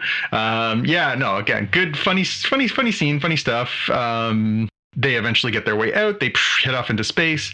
And as we get into the end of the episode, we get sort of two teases for where we're going. One is that they say the word help on the bridge, and we see a hologram of our beloved Admiral or Captain Catherine Janeway from Voyager. Hologram Janeway, yes. She says, I am Hologram Janeway, and I am here to help. And then we also cut back to the planetoid where we see this mysterious character, the Diviner, and he is pulled himself out of this sort of back to tank thing that he's in, and he is pissed and he wants his ship back. So we set ourselves up for this, where this show is going. We've got a crew, we've got a ship, they're in space, we've got a bad guy, he's got his army of bad guys to chase them, and we have the mystery, which is, how did the Federation ship end up in the Delta Quadrant, buried in this planetoid, and why is Catherine Janeway? Yeah, and we're somewhere way in the future too. The one thing you forgot to mention too is that what's Zero's first name there? Fugitive. Fugitive Zero is a Medusa, and Medusan, Medusans. They basically anybody who looks at them will go mad or do crazy things. So they have built a case around themselves, like they built their own little ship. They look a little bit like Mike Wazowski. Mike Wazowski from exactly like that. Exactly, and like that's who's trying to figure out how to fly the ship. And because they're a telepath, they're able to communicate with Dal, who's outside, telling them what to do, with his thoughts, and she's able to read those kind of things. So that's kind of cool. Yep. And I've included in here in our notes, we've got the sort of rundown of cast. So Dal is played by Brett Gray, described as a 17-year-old maverick. Gwyn is Ella Purnell, a 17-year-old Val Nakat. So she's the daughter of the bad guy. Jason Mantzoukas, we talked about, playing Jenkon Pog. Also young 16-year-old Tellarite. Angus Imrie as Zero, a non-corporeal, genderless, energy-based life form. Riley Alazraki playing Rock Tak, a shy 8-year-old brickar who loves animals. D. Bradley Baker, we talked about, as Murph, the indestructible blob. Jimmy Simpson, famously from Westworld, as the Dreadnought. John Noble as the Diviner. John Noble, of course, Lord of the Rings, as well as Fringe. And and of course Kate Mulgrew reprising her very famous role as Catherine Janeway. So yeah, now we've got all the players on the board. We've got a pretty good start. So I will open the door to you, gentlemen.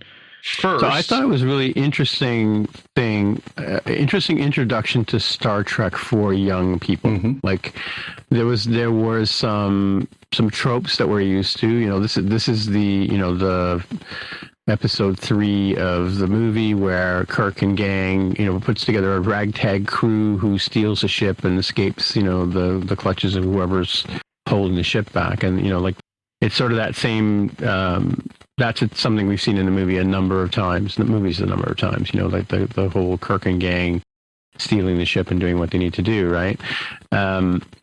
But interesting because it's got the young character. I don't know how scary. It's probably too scary for a kid under 10 or 11.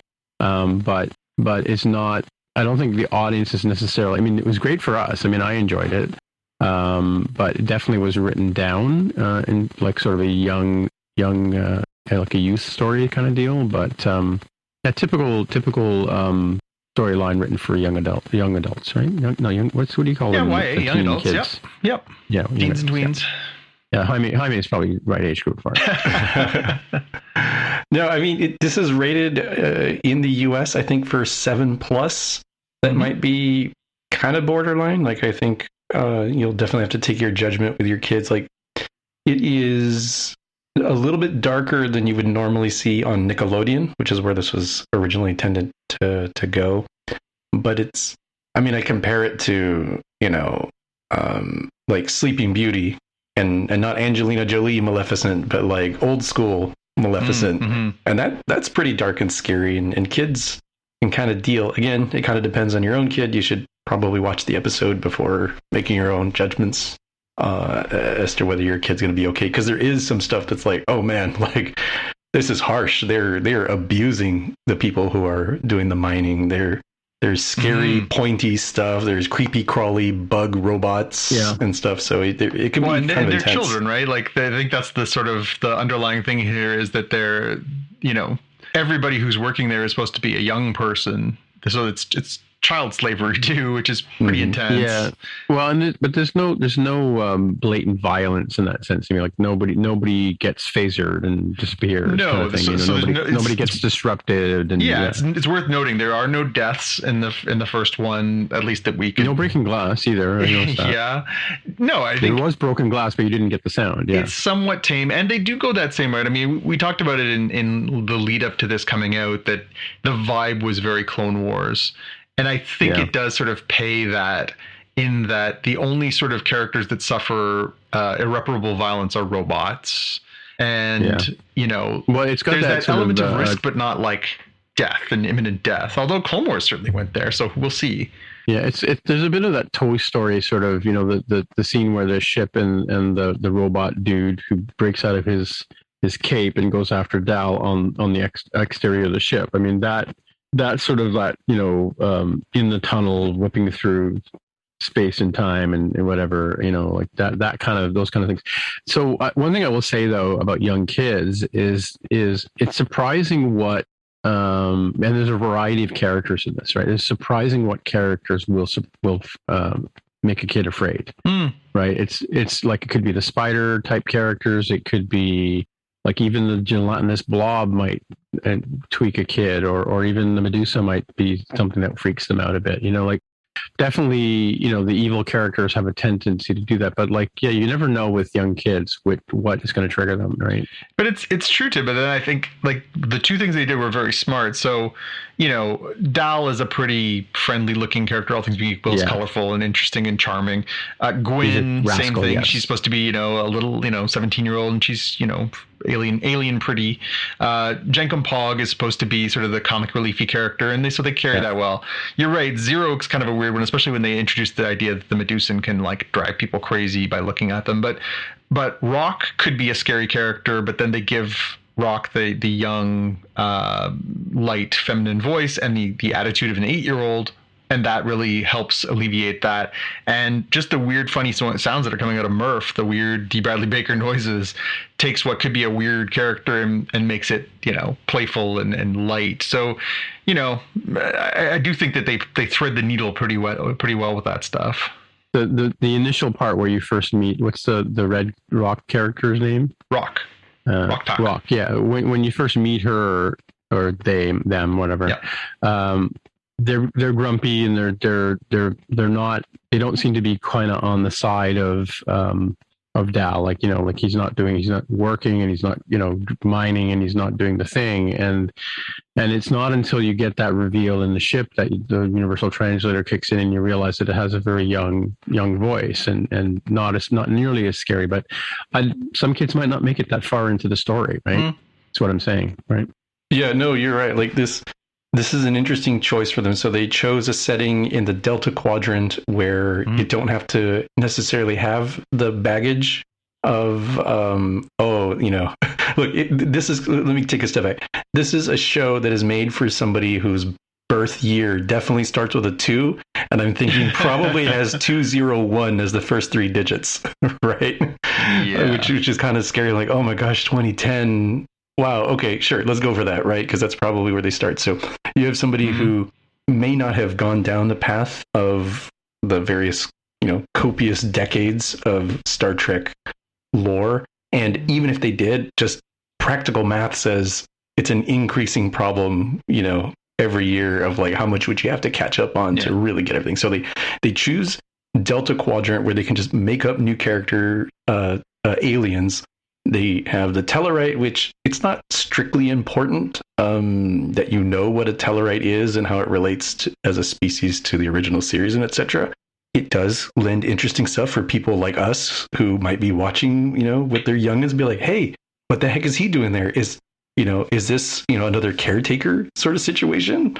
He seems to not really be that familiar with the existence of Starfleet and the Federation, but there are people who do have that. So there's a little bit of like, Voyager, if that like Voyager came here into the Delta Quadrant, ran roughshod over it for 7 years, and then, stirred things up, you can kind of see the background as a longtime fan and as a born in the 2010s kind of fan who's just starting this as their first, introduction. I'm like, yeah, it's pretty reasonable. This is like the lightest possible way you could get into, what is it that's happening here?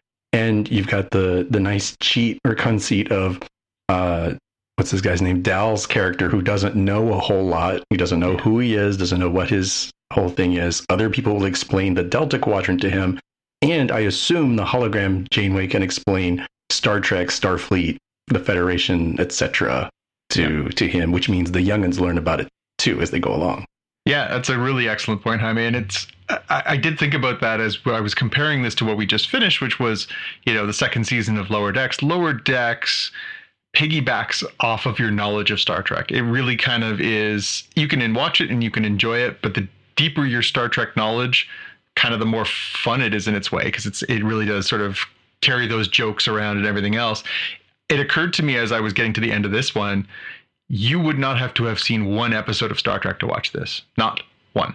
It helps. Exactly. Yeah. That's what I meant by an intro. Yeah. Like it is almost a perfect landing as far as trying to give this to a 10-year-old who's never seen a Star Trek show and say, this is what Star Trek can be. It's about, unlikely allies. It's about, uniting against a common enemy. It's all these sort of themes that are true to the Star Trek ethos, but you don't need it. And when you do need it, they'll have hologram Janeway explain it to you. It's pretty smart. Yeah. And I hadn't even thought about the the universal translator and not having that play a part immediately in the story is kind of an interesting take, where one, for an adult, it adds kind of a, man, they have these people mining, they don't even know what's going on. Like, they're just people yelling a foreign language to them that they don't understand. All the other people around them are scarier, or at least less friendly seeming and foreign, purely because of language barriers, until you have the magic translator that translate, and you're like, oh, the talking rock talk is not so scary after all, right? Yeah. So yeah. I missed Jimmy Simpson and John Noble. That didn't really stick out with me. I thought, I was trying to sort of play some of the voices. The Ellen Purnell sounds a bit like I can't remember her name. The woman who plays Padme. Oh, Natalie Portman? Yeah, she sounded a bit. She's got a voice a bit like that. So yeah, which was kind of interesting. But yeah, and the Brett Gray character. I mean, he sounds like a typical rapscallion kid. Artful Dodger type, right? Scoundrel of a teenager. Yeah. Mantzoukas is unmistakable, of course. It's just like one of those incredible voices that's been on so many different things now. Obviously Big Mouth and Brooklyn Nine-Nine, and just like so many different shows. Good Place, and he is just an absolute freaking legend. I love him. He's so much fun, and again, it seems like another fun role for him to sink his teeth into, is this sort of swaggering, I know how to fix anything engineer type. That's a good fit. Yeah. I don't know if anybody's done a size comparison of the Protostar, the USS Protostar. It feels, without any other sort of on-screen ships to compare to that we would know the size of, it feels like it is kind of like a Nova class. So the USS Equinox from Voyager, which was considerably smaller than the Voyager. And then if you took that shape and then squished it down to fit into the Defiance size, given how it seems like it fits like a crew of 50 or fewer on a normal basis. Yeah, they did say 20 was the number they came up with, but I thought that, to me, it's bigger than the Defiant in my mind. Yeah, I also figured it to be pretty small, because they said it would take 20 people to crew minimum. That to me said pretty darn small for a Federation vessel, especially one with those types of warp nacelles and everything. That seemed pretty small. Oh, they didn't have a lower decks either, like this, everybody was up on the bridge, right? Yeah, I guess we'll see. I mean, obviously exploring the ship comes in subsequent episodes. We'll see we'll get a scope of it. But yeah, it does seem small. But will 10 forward have an age requirement? I wonder. That's right. They can't have any synthahol. Shirley Temples the whole way. But because we know the size of Kate Mulgrew and therefore Captain Janeway, there's almost certainly somebody on the internet who said, okay, let's take the size of the hologram as shown on screen. Assume that's a normal human size, bridge items like the consoles and the chairs. And then, okay, what did we see for the bridge? And therefore, how many decks does it have based on, slicing it up? And there's probably somebody who's figured out a size online. Yeah. So I guess the bottom line on this one, I want to know from you guys. So generally we're in on all things Trek. Would you recommend this to someone? And will you want to watch this outside of the obligation of us doing this program together? I'd watch it. Yeah, I'd watch this. Like, I enjoyed the Bad Batch coming into it from that angle. Yeah.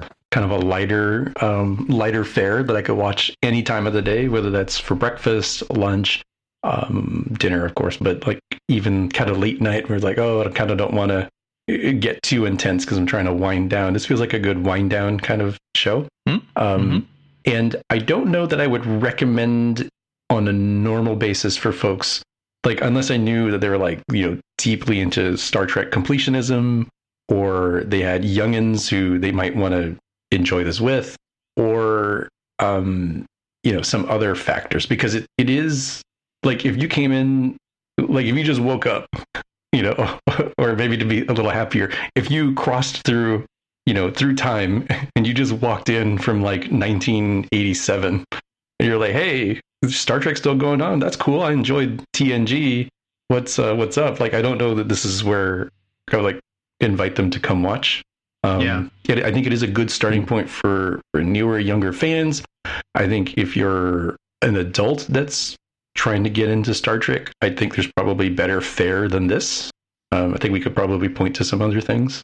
Yeah. But it's not to discount it. It's just, it's so unique because of how it's targeted specifically at a younger audience, right? It's not like Lower Decks, which leans a little bit older than this.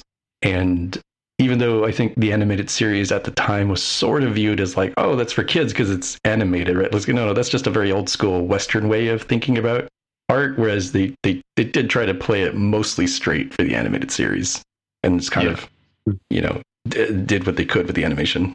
Yeah, I'll be curious to see where this show goes.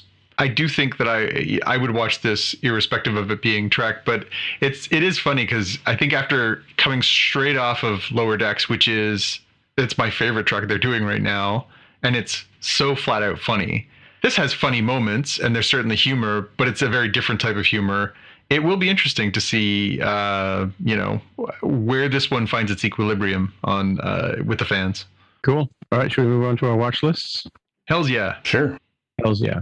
Yeah, a couple items that I've got here. First one is something you can't watch, but you could certainly put together while you're watching the original Home Alone series. There is a massive $250 Lego set available now or soon. I need to check. November 1st for the Home Alone house. And it's got all sorts of goodies like the little tree house that Kevin McAllister zip lines through, and it opens up like a dollhouse, so you can do all the different scenes. It seems like it's got a lot of the characters and gadgets, the traps, the booby traps. I mean, it's got, I don't know which person this is from the New York Knicks, but it's got like the little train system with the stand-up dummies made to look like the party is still going on. 23, it's not Ewing, is it? I'd be embarrassed if it should know this. But yeah, I mean, it looks great. Yeah, it's like the Catherine O'Hara doll. Yeah, yeah, it's a cool set. I gotta admit, Jaime, you beat me to the punch. It's a really good one. Expensive, but very cool. Even if you just have it as like a Christmas house on your your mantelpiece or something, it looks pretty cool. Yeah. But it brought back that mind, the old argument of what exactly did Mr. McAllister do to be able to afford that house and to be able to fly everybody to France for Christmas holidays and everything else. And so there's a great Reddit theory that he was like a mob lawyer or a mobster of some kind or something, and that he must be doing something untoward to be able to afford a house like that. Yeah. I mean, really, if you go back and watch that movie, that house is amazing. Yeah. Like, it would be worth millions and millions and millions of dollars, especially in that neighborhood in Chicago.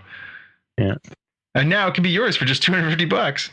Yeah, it is a pretty impressive set. Even just, I mean, when I thought, oh, it's going to be like the living room of a friend's people or whatever, but it's and I have the Sesame Street house behind me, but it's a pretty big, decent set. I mean, even just as a house goes, and it's got all the sort of the fun stuff in there, like I guess the character has the two faces, the two guys who play Joe Pesci, and who's the other guy who plays the bad guys? Daniel Stern. Daniel Stern must come with two faces, one with just the regular expression and one with the iron pressed into his face, Yeah. The red mark. Spin his head around and make him look different ways. Yeah, and the grumpy old neighbor with the trash cans. Yeah, he's in this thing, and and then the paint can going down the stairs as the two are breaking in. It's a fun thing. Yeah, and Kevin sitting down having his own Christmas dinner. Yeah, yeah, and the cat door and all that. Yep, dog door, I guess. No, it's the Bucks. It says the Bucks 23. I guess it's Chicago, right? It's Bulls 23 is Jordan, so that would make sense. It's Chicago Bulls? Yeah, Chicago Bulls 23 in that era is Michael Jordan. That would make sense. Doesn't he have a Michael Jordan standee, like a stand-up in his room or something? Isn't that what he uses? He uses it when they do the... I can't really see in the picture. When they do the train that goes around the living room, he has the it would make sense, Jordan. I was looking at the image that they show here, and I think it's just not high enough quality for me. I think now it says bricks and not Knicks, because 23 for Jordan would absolutely make sense. Yeah. Oh, right. Yeah, because I think at one point he's got that attached to the train set in the living room, so it looks like a person's walking by. Yeah, and the reason I was like, oh, 23, it kind of looks like Phoenix, New York. Oh, wait a minute. They don't go to New York till the second movie, and you're right. They were from Chicago or Chicago area. Right. Yep. Cool. Looks good. Hours of fun. I wonder if they're going to come out with the Christmas Story house with the furnace. I mean, if this It's does a major award. if this does well enough, maybe they'll do that too. Yeah. All right. What's next, Tommy? Second one here is the Aquaman King of Atlantis miniseries, animated miniseries on HBO Max. There's 3 parts. All 3 parts are out now. I've only seen the first 2 because the third one just came out today, and prioritized Prodigy because we were going to talk about that on the show. But it's very enjoyable. I've enjoyed this different take on a DC character that is style-wise. It's kind of like Adventure Time, if you've ever seen that on Cartoon Network. I love Adventure Time. Yeah. So it's got the irreverent take on things, and I'm really digging it. I'm not familiar with I know Ocean Master is sort of the main antagonist that Aquaman deals with. Mm-hmm. I'm less familiar with the Russian villain who's come out in the series. I'm sure I could look it up, but it's just been a fun time. How the basic premise is that the people of Atlantis kind of don't really care who the king of Atlantis is. So whether it's Aquaman or the Ocean Master is just kind of all the same to them, and that's sort of the main driving force for Aquaman in this one. He's like, I want to be a good king. I want the people to love me. What do I have to do here? Yeah. So this one hasn't showed up here yet, and I'm disappointed. It's it's not on Crave, which is where we normally get HBO content. So I'm not sure what the ETA is on that one, but I'm hopeful that it will show up before long because I like Aquaman. I like Adventure Time. I like quirky cartoons. It kind of seems sort of SpongeBob-y too. I'd like to see this one. It's like the triad, the Suicide Squad, Aquaman, and the Apple Card, things we don't get in Canada. Yes. Right? All the reasons why we are hosed up here. Yeah. I don't know how this will end up in Canada. I think it's really nice and enjoyable. I don't know that it's a must see, but it definitely is it probably should see, if that makes you feel better. Right. However, you have to wait, or maybe it comes on iTunes. Are you justifying your expense of watching it on subscription? I mean, HBO Max, it's basically free because I'm continuing, at least here through the year of 2021, as long as they have their Warner Brothers films. And I think The Matrix will be the final one in December. And I cannot recall for the life of me what comes out in November.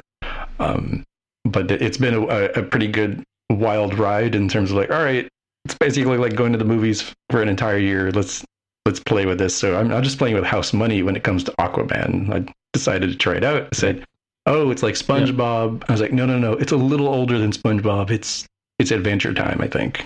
So if that gives you an idea, right, what sort of kiddos you would want to watch this with. There's Mera is an interesting, punchy character who is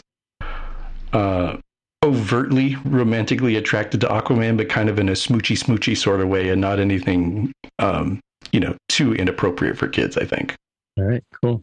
So I've got a couple here. My first one that I put up for sure is War of the Worlds, the season 2 of the British-French production, shown on CBC Canada here. It's the sound is amazing. I listen to this. I have my HomePod connected to my TV, and so I get the nice deep basses. And I just noticed that the soundtrack on it is really good. It's actually done in English, and the French people speak French when they're talking to each other. So there's subtitles and stuff like that. One of my favorite things. But it's an interesting take on the story. I think I talked about it last year because the aliens are like those Boston Dynamic robot dogs that you see. Very menacing. And season 2 has taken a turn in that there are some sleeper cells, people who didn't know that they're actually descended from the aliens. They were sort of planted on the planet. And it's a bit like, from a story plot point of view, it's a bit like The Walking Dead. In other words, don't get too hung up on some of the characters and thinking, oh, I really like this actor. they're really good because they may end up with a bullet in their head. So yeah, so very strange. Like there were recent episode, we lost some characters that I wasn't expecting to lose. Yeah, it's good. And so Carol is a big fan of Dan Brown books, and so we've seen most of the movies, and we really like Tom Hanks' portrayal of Robert Langdon. But the Lost Symbol started. I think we're 4 episodes in, 3-4 episodes in. I don't know the name of the actor who plays it, but I just put it up here as an afterthought. Definitely it's something I think that this audience would enjoy. It's that, it's got, the sort of the Da Vinci Code kind of twist to it. There's some sort of, old ancient thing that Robert Langdon has to sort of piece together. Eddie Izzard's in it as one of the main characters. He gets kidnapped in the first episode, and his daughter and Robert Langdon are trying to find him and recover him. Yeah. Really, really good show. Have you watched any of it, John? No, I saw. Actually, I didn't even know that they were doing it until I happened to be out recently, and I saw a bus stop ad for it. What a waste of money. Lost Symbol, and was like, that's a TV show. I don't know how that one slipped through my radar. I also have read all those books. There are some better moments than others. Lost Symbol is a tricky one. I don't know if you ever read that book, Tim, but no, I haven't read that one yet. It's a tricky one to do. It was definitely it was clear when you get into it why it wouldn't have made a great film in the Tom Hanks, Ron Howard, the other three. It winds a lot. It goes a lot of different places, and it kind of, a TV show is a good medium for it. I think that's a good way to go. I did look it up. It's a young man's name is Ashley Zuckerman is the guy who plays is it an Imagine Entertainment production? That is a good question. I don't see that. Let me just double check. It is. I don't know if they had I don't know if the rights to this one too. So one of the things I'm enjoying about this new culture that we live in is, so I missed the first couple of episodes of War of the Worlds when it came back season 2, but I'm using an app called CBC Gem to watch shows on CBC. I do that with CTV if I miss, because CTV you can get the Space Channel stuff. So if you miss Lower Decks, you can go back and watch them there on demand. Yep. And I think I'm using that to watch the Doctor Who stuff from the second generation with Christopher Eccleston series. I've gone a few episodes into that one. And so there's a couple of other shows that have come out since it's like new televisions. Shows usually come out in September. And so there's a couple of new sci-fis that have come out. One called 440, which I just 4400, I think it is. I just recorded the first one. I haven't watched it yet, but I'm looking forward to that one. I recorded the first episode or 2 of La Brea. I watched about 10 or 15 minutes of it, and no. Oh, okay. It's like, no. We need to have a little sidebar on "Don't touch my trash" that I use as a comment to talk to my significant other.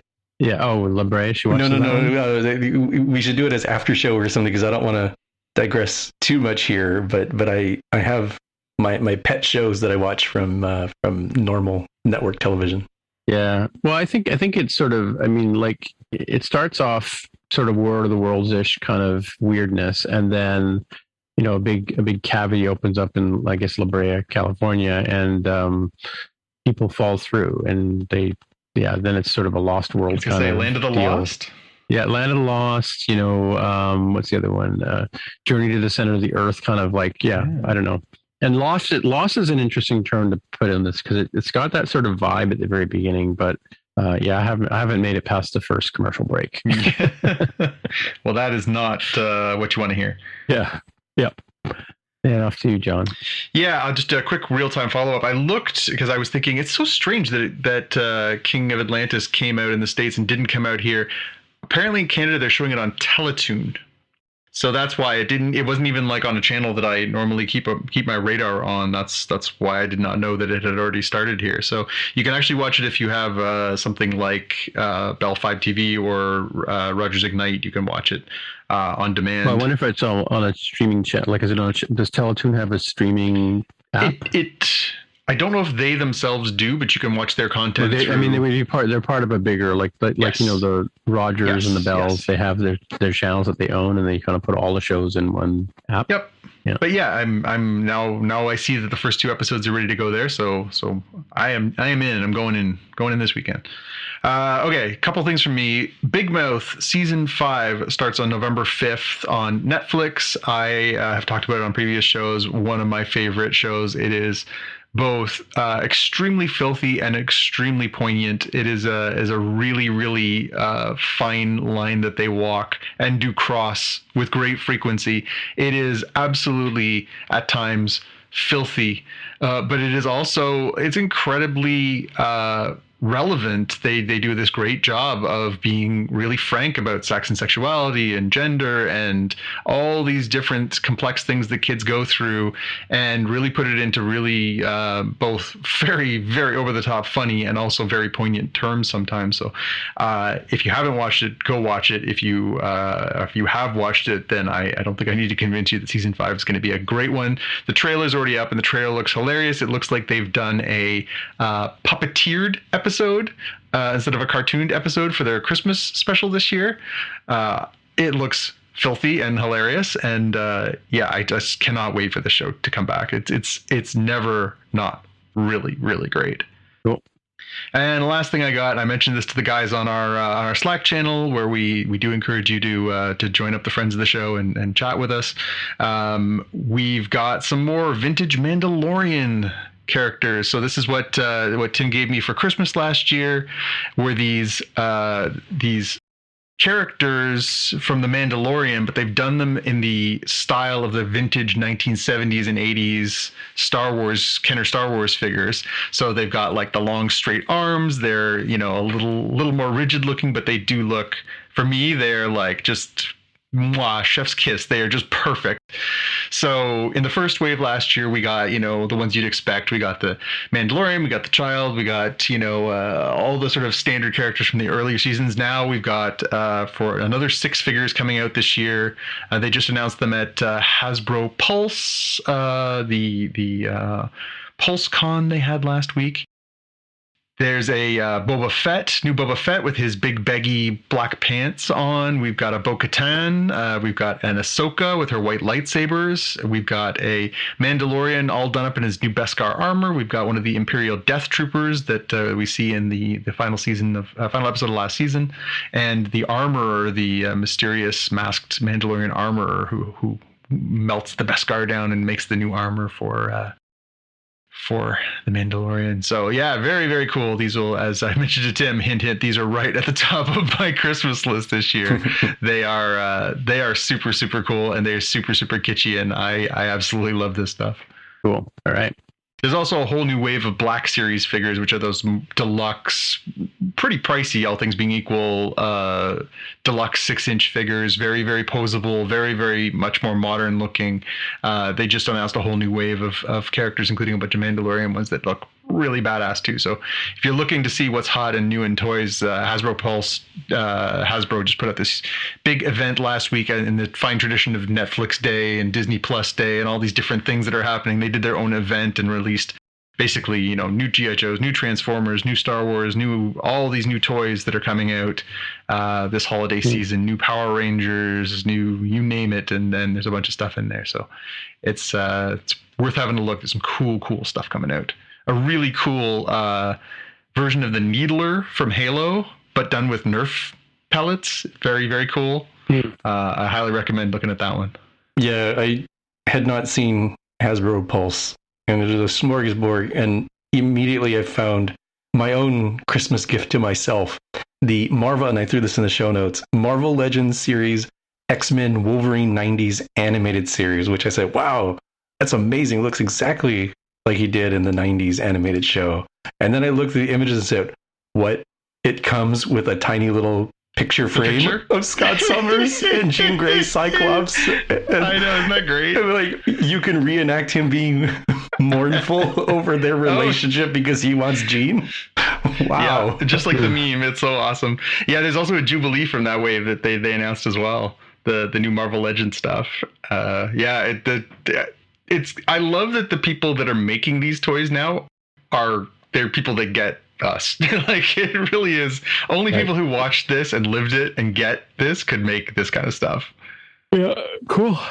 All right. Well, I guess that's it for another week. Jonathan, if people want to get in touch with you, where do they find you? You can always find me on Twitter and Instagram as @JPK News. All right. And Jaime, people want to get in touch with you? I'm on Twitter as @DevWithTheHair. Right. As usual, my name is Timitra, Timmitra. On the Twitter machine is where you'll find me. And so until next time, and we'll see you in the future. Bye. Bye. You've been listening to the Spotcast podcast. If you want to find out more about the podcast or see the episode show notes, visit the Spotcast website at spotcast.com. You can get in touch with us on the website or follow us on Twitter at Spotcast. If you have feedback or questions, send us a tweet with the hashtag AskSpotcast. If you like the show, please consider recommending us to a friend, writing a review on iTunes, or pledging any amount at patreon.com/Spotcast. You can find details on how to help us on our website, spotcast.com/sponsor us. Thanks for listening, and we'll see you in the future.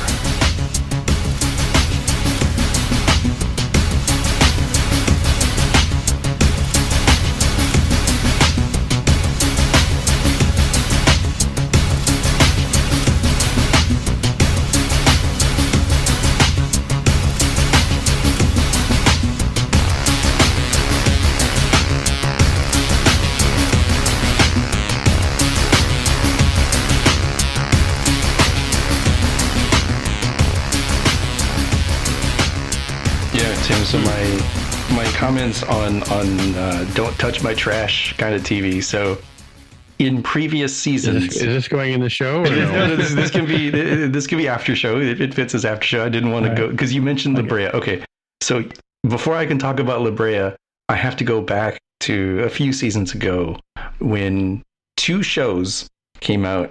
Heaven only knows what channels they come out on, because with the way that I watch TV, I don't actually switch to like a real channel. I switch to the content, right? New Amsterdam is a TV drama.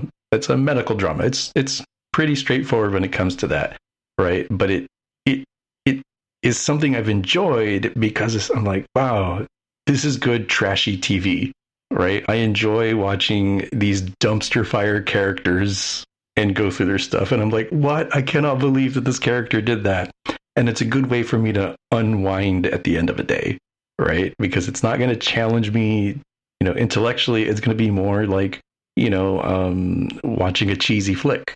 And I've enjoyed it for that reason. I had originally started watching Manifest, the show where the airplane gets lost and then reappears 5 years later.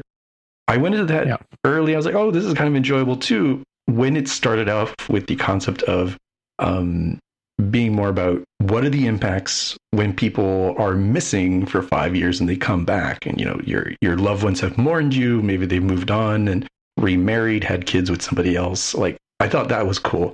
I didn't like how it started turning into more like Lost and weird supernatural. I was like, dude, I don't really care how the airplane got into the future. My main thing was the drama, the human drama about what is it that the impact is. Kind of like the way they sort of briefly touched upon in Avengers Endgame of like, what happens when you get snapped and then you come back to life and it causes chaos, right? Even geopolitical chaos we see in the Falcon and the Winter Soldier.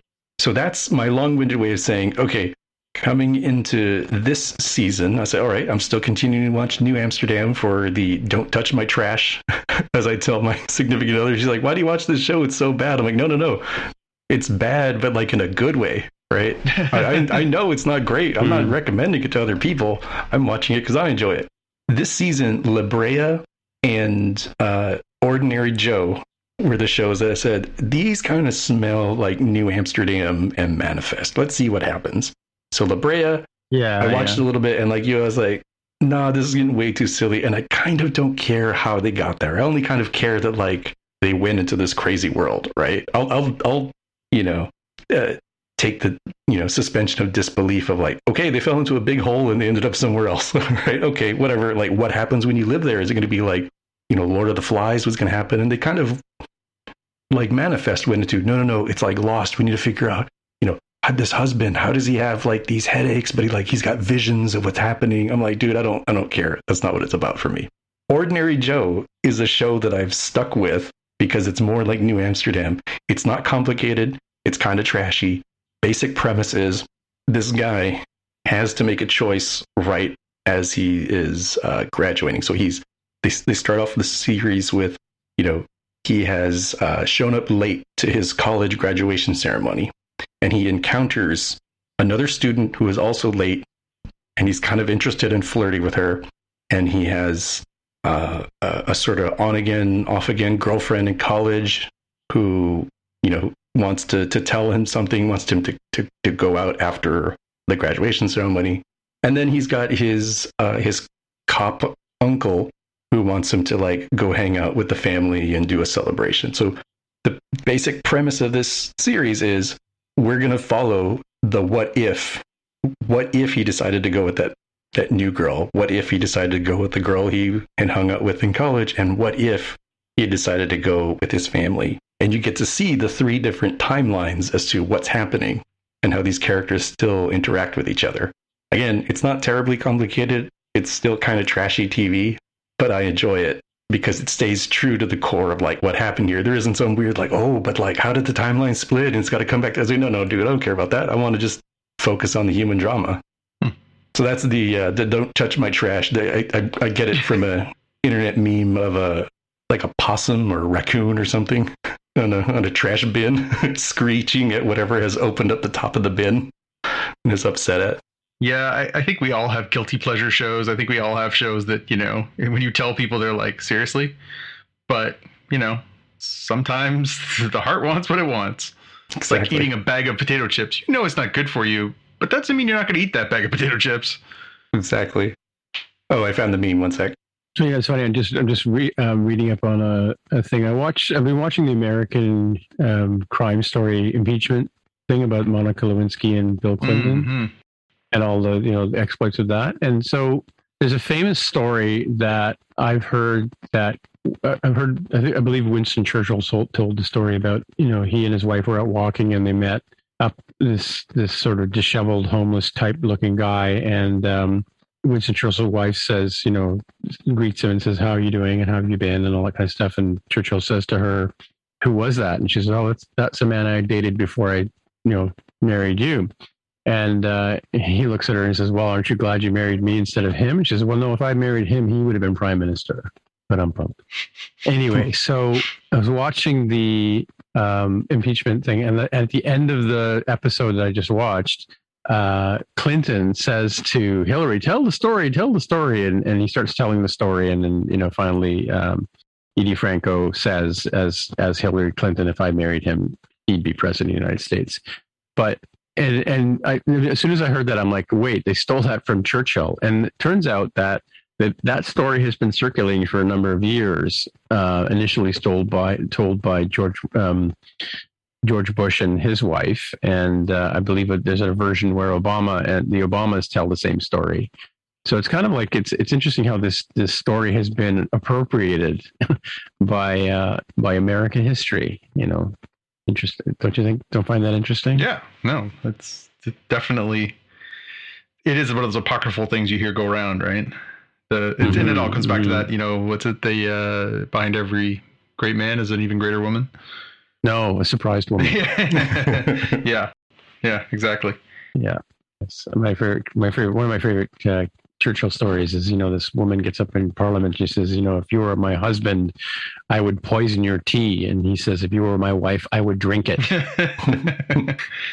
I was just reading a piece about Churchill the other day where they were talking about how this new book basically systematically takes apart the legend and says, the best part of Winston Churchill was that he was really good at building his own myth. Yeah, it's interesting to see him portrayed in. Have you watched is it the Queen, the one that's about The Crown? Elizabeth, the one about Elizabeth, which plays Matt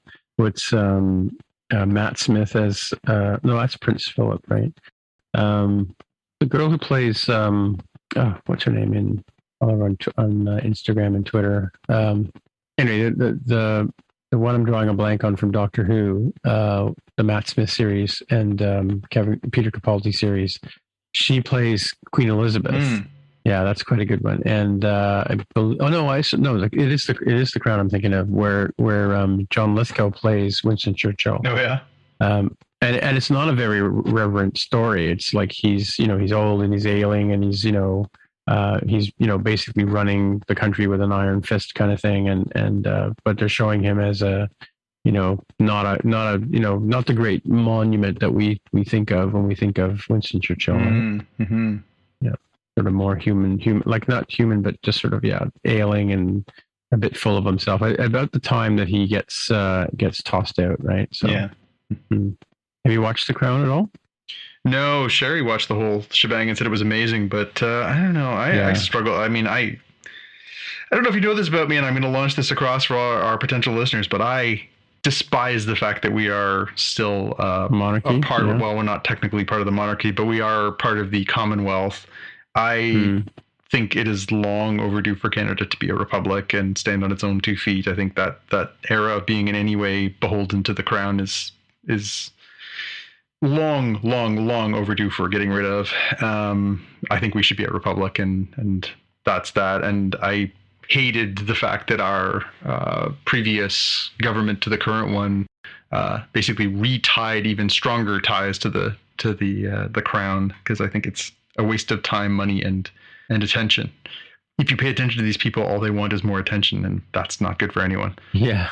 So I don't like to indulge in anything that has to do with the British monarchy, because I think it is both outdated and, quite frankly, not befitting of the times that we live in. Yeah. Well, yeah. I'm sure it's good television, and I like a lot of the performers who are on it. I'm sure it's great TV. I just I would probably spend all of my time yelling at my screen, so I don't know that that's the best use of my time. Yeah, I haven't seen any of it. And given they did a little bit of a time jump, or maybe a couple of time jumps. Yeah, a few jump. Yeah, I'm like, they're eventually going to run out of content unless each season starts taking less and less of a time slice of like, this entire season is 1 week. It's like. Oh no, they don't jump like that. No, it's quite a period of time. It's not like that, but there's like, I mean, we joke about the Queen being infinite and her just floating around in space as the Earth has been obliterated by the sun billions of years from now. Well, she's like what 90. She just turned 97, 98, 99. Like who works a day job like that? And she was just in the hospital a couple of days last week ago, right? Yeah. But. Yeah, it's an interesting. Jonathan's right. It is an interesting sort of holdover. I kind of wonder, like, what the connection is, other than Well, and it's funny because it depends on sort of the where. Like there is technically still a king and queen in a lot of different countries, but it's really it's much more subdued. It's more sort of ceremonial and far less like the fact that the Canadian government, in order to enact a law, has to have the Queen sign off on it is galling beyond words to me. Like to we're gonna ask she's 95, by the way, to ask a 95-year-old person who lives across an ocean to bless our choices of our laws in 2021 is beyond insulting to who we are as a culture. I don't think we needed to go as far as our neighbors to the south and actually have a revolution, but I think at this point we can pretty much just say thanks for all your help, we're good now. We actually have to have a governor general here whose job it is to be the liaison with Buckingham Palace. Like, I'm pretty sure I could save us a few tax dollars here, kids. I was just wondering like how much of our tax money goes over there, right? I don't know that there is much of a contribution beyond ceremony. I'd be much more outraged if I was a UK citizen, although if I was a UK citizen there's a lot more reasons to be outraged than the monarchy. So start at 10 Downing Street, work your way up. But there's the whole thing is just a little weird. I mean, I was fortunate to do some work in Sweden 16, 17 years ago, and made some contacts over there working in the diplomatic corps. The King and Queen of Sweden came to Toronto for an official visit. I was fortunate enough to be invited and got to meet their majesties, and it was a neat experience, but it wasn't like it wasn't a ridiculous amount of pomp and circumstance. It was a cocktail party, you know, like it was not like, you know, when the Queen comes here, it's, you know, red carpet this and Your Majesty that. And it was just like, really? Okay. I just feel like, you know, at this day and age, the idea that there is this, you know, this group that are subsidized by the public for any reason just seems extremely elitist and really out of step with the times. I mean, we talk about the 1%ers in the States, but man, if that's upsetting to people, where should this fall? Take your love for Queen Elizabeth and place it elsewhere that is less political and even older. So Queen Elizabeth, 95 years. Angela Lansbury, 96 years. And Betty White, topping out at 99. Betty White at 99. Now, these are some leaders I can get behind. Let's see. So Betty White, if she can make it through the dark winter here of, you know, renewed COVID, perhaps, January 17th, 2022, she'll hit the century mark. Nice. Man, William Shatner feels flat out young at 90. Dang. Wow. Maybe he played Indiana Jones. Going too soon? Jonathan's hung up. Yeah, no. Can we at least, compared to the last couple times I've seen Harrison Ford in a film, he's getting a little old manish. He's a little hard to understand. He's sort of mumbles a lot, and I keep thinking, can we at least try and find a way for him to be articulate in this next one? Like, there's a running gag on one of the pods that I enjoy, Hollywood Babylon, where they make fun of him mercilessly. It's like, you know, hey Harrison, how are you enjoying your new role? Well, this is really good. Like, that's kind of how he's doing his parts now. It's pretty bang on. Yeah, good stuff. Yep. Yeah. It's all good, man. Yep.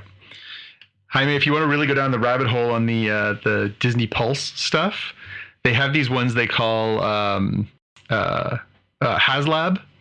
And HasLab is basically this, if you pay for it, we will build it system, where if they get enough backers, they will build certain toys and accessories and stuff like that. So in some of the stuff they've done in the past couple of years, they did a full-sized Jabba's sail barge from Return of the Jedi that fits like the 3.5-inch figures, but to scale. It's massive. It's like 4 feet long and amazing. It cost, I don't know, $400 or something like that. But like, if they got whatever it was, 10,000 backers, it was like Kickstarter, but through Hasbro with all the licenses. And they basically said, you know, this is what we're thinking of making. If we can get 10,000 people, we'll build one. And they got enough and they built them. They did the same thing last year with the Razor Crest, the Mandalorian's ship. They made this like beautiful, you know, to scale ship. Little did they know they were going to dust that ship in the show. But the two that came out as part of this Hasbro Pulse thing last week, one of them, they're talking about doing this like ultra articulated Black Series Rancor monster from Return of the Jedi. Like, something ridiculous, like 100 points of articulation. You can bend all his fingers and his fingernails and all this stuff and make him do like all these crazy poses and stuff like that. Very cool. The other one that they just put up was they're doing authentic replicas of the proton packs from Ghostbusters. Wow. So you can go in and you can say, I will support, if you guys make these, I'll buy one, and put your name down. Yeah, pretty cool stuff. Jeez, that's pretty amazing.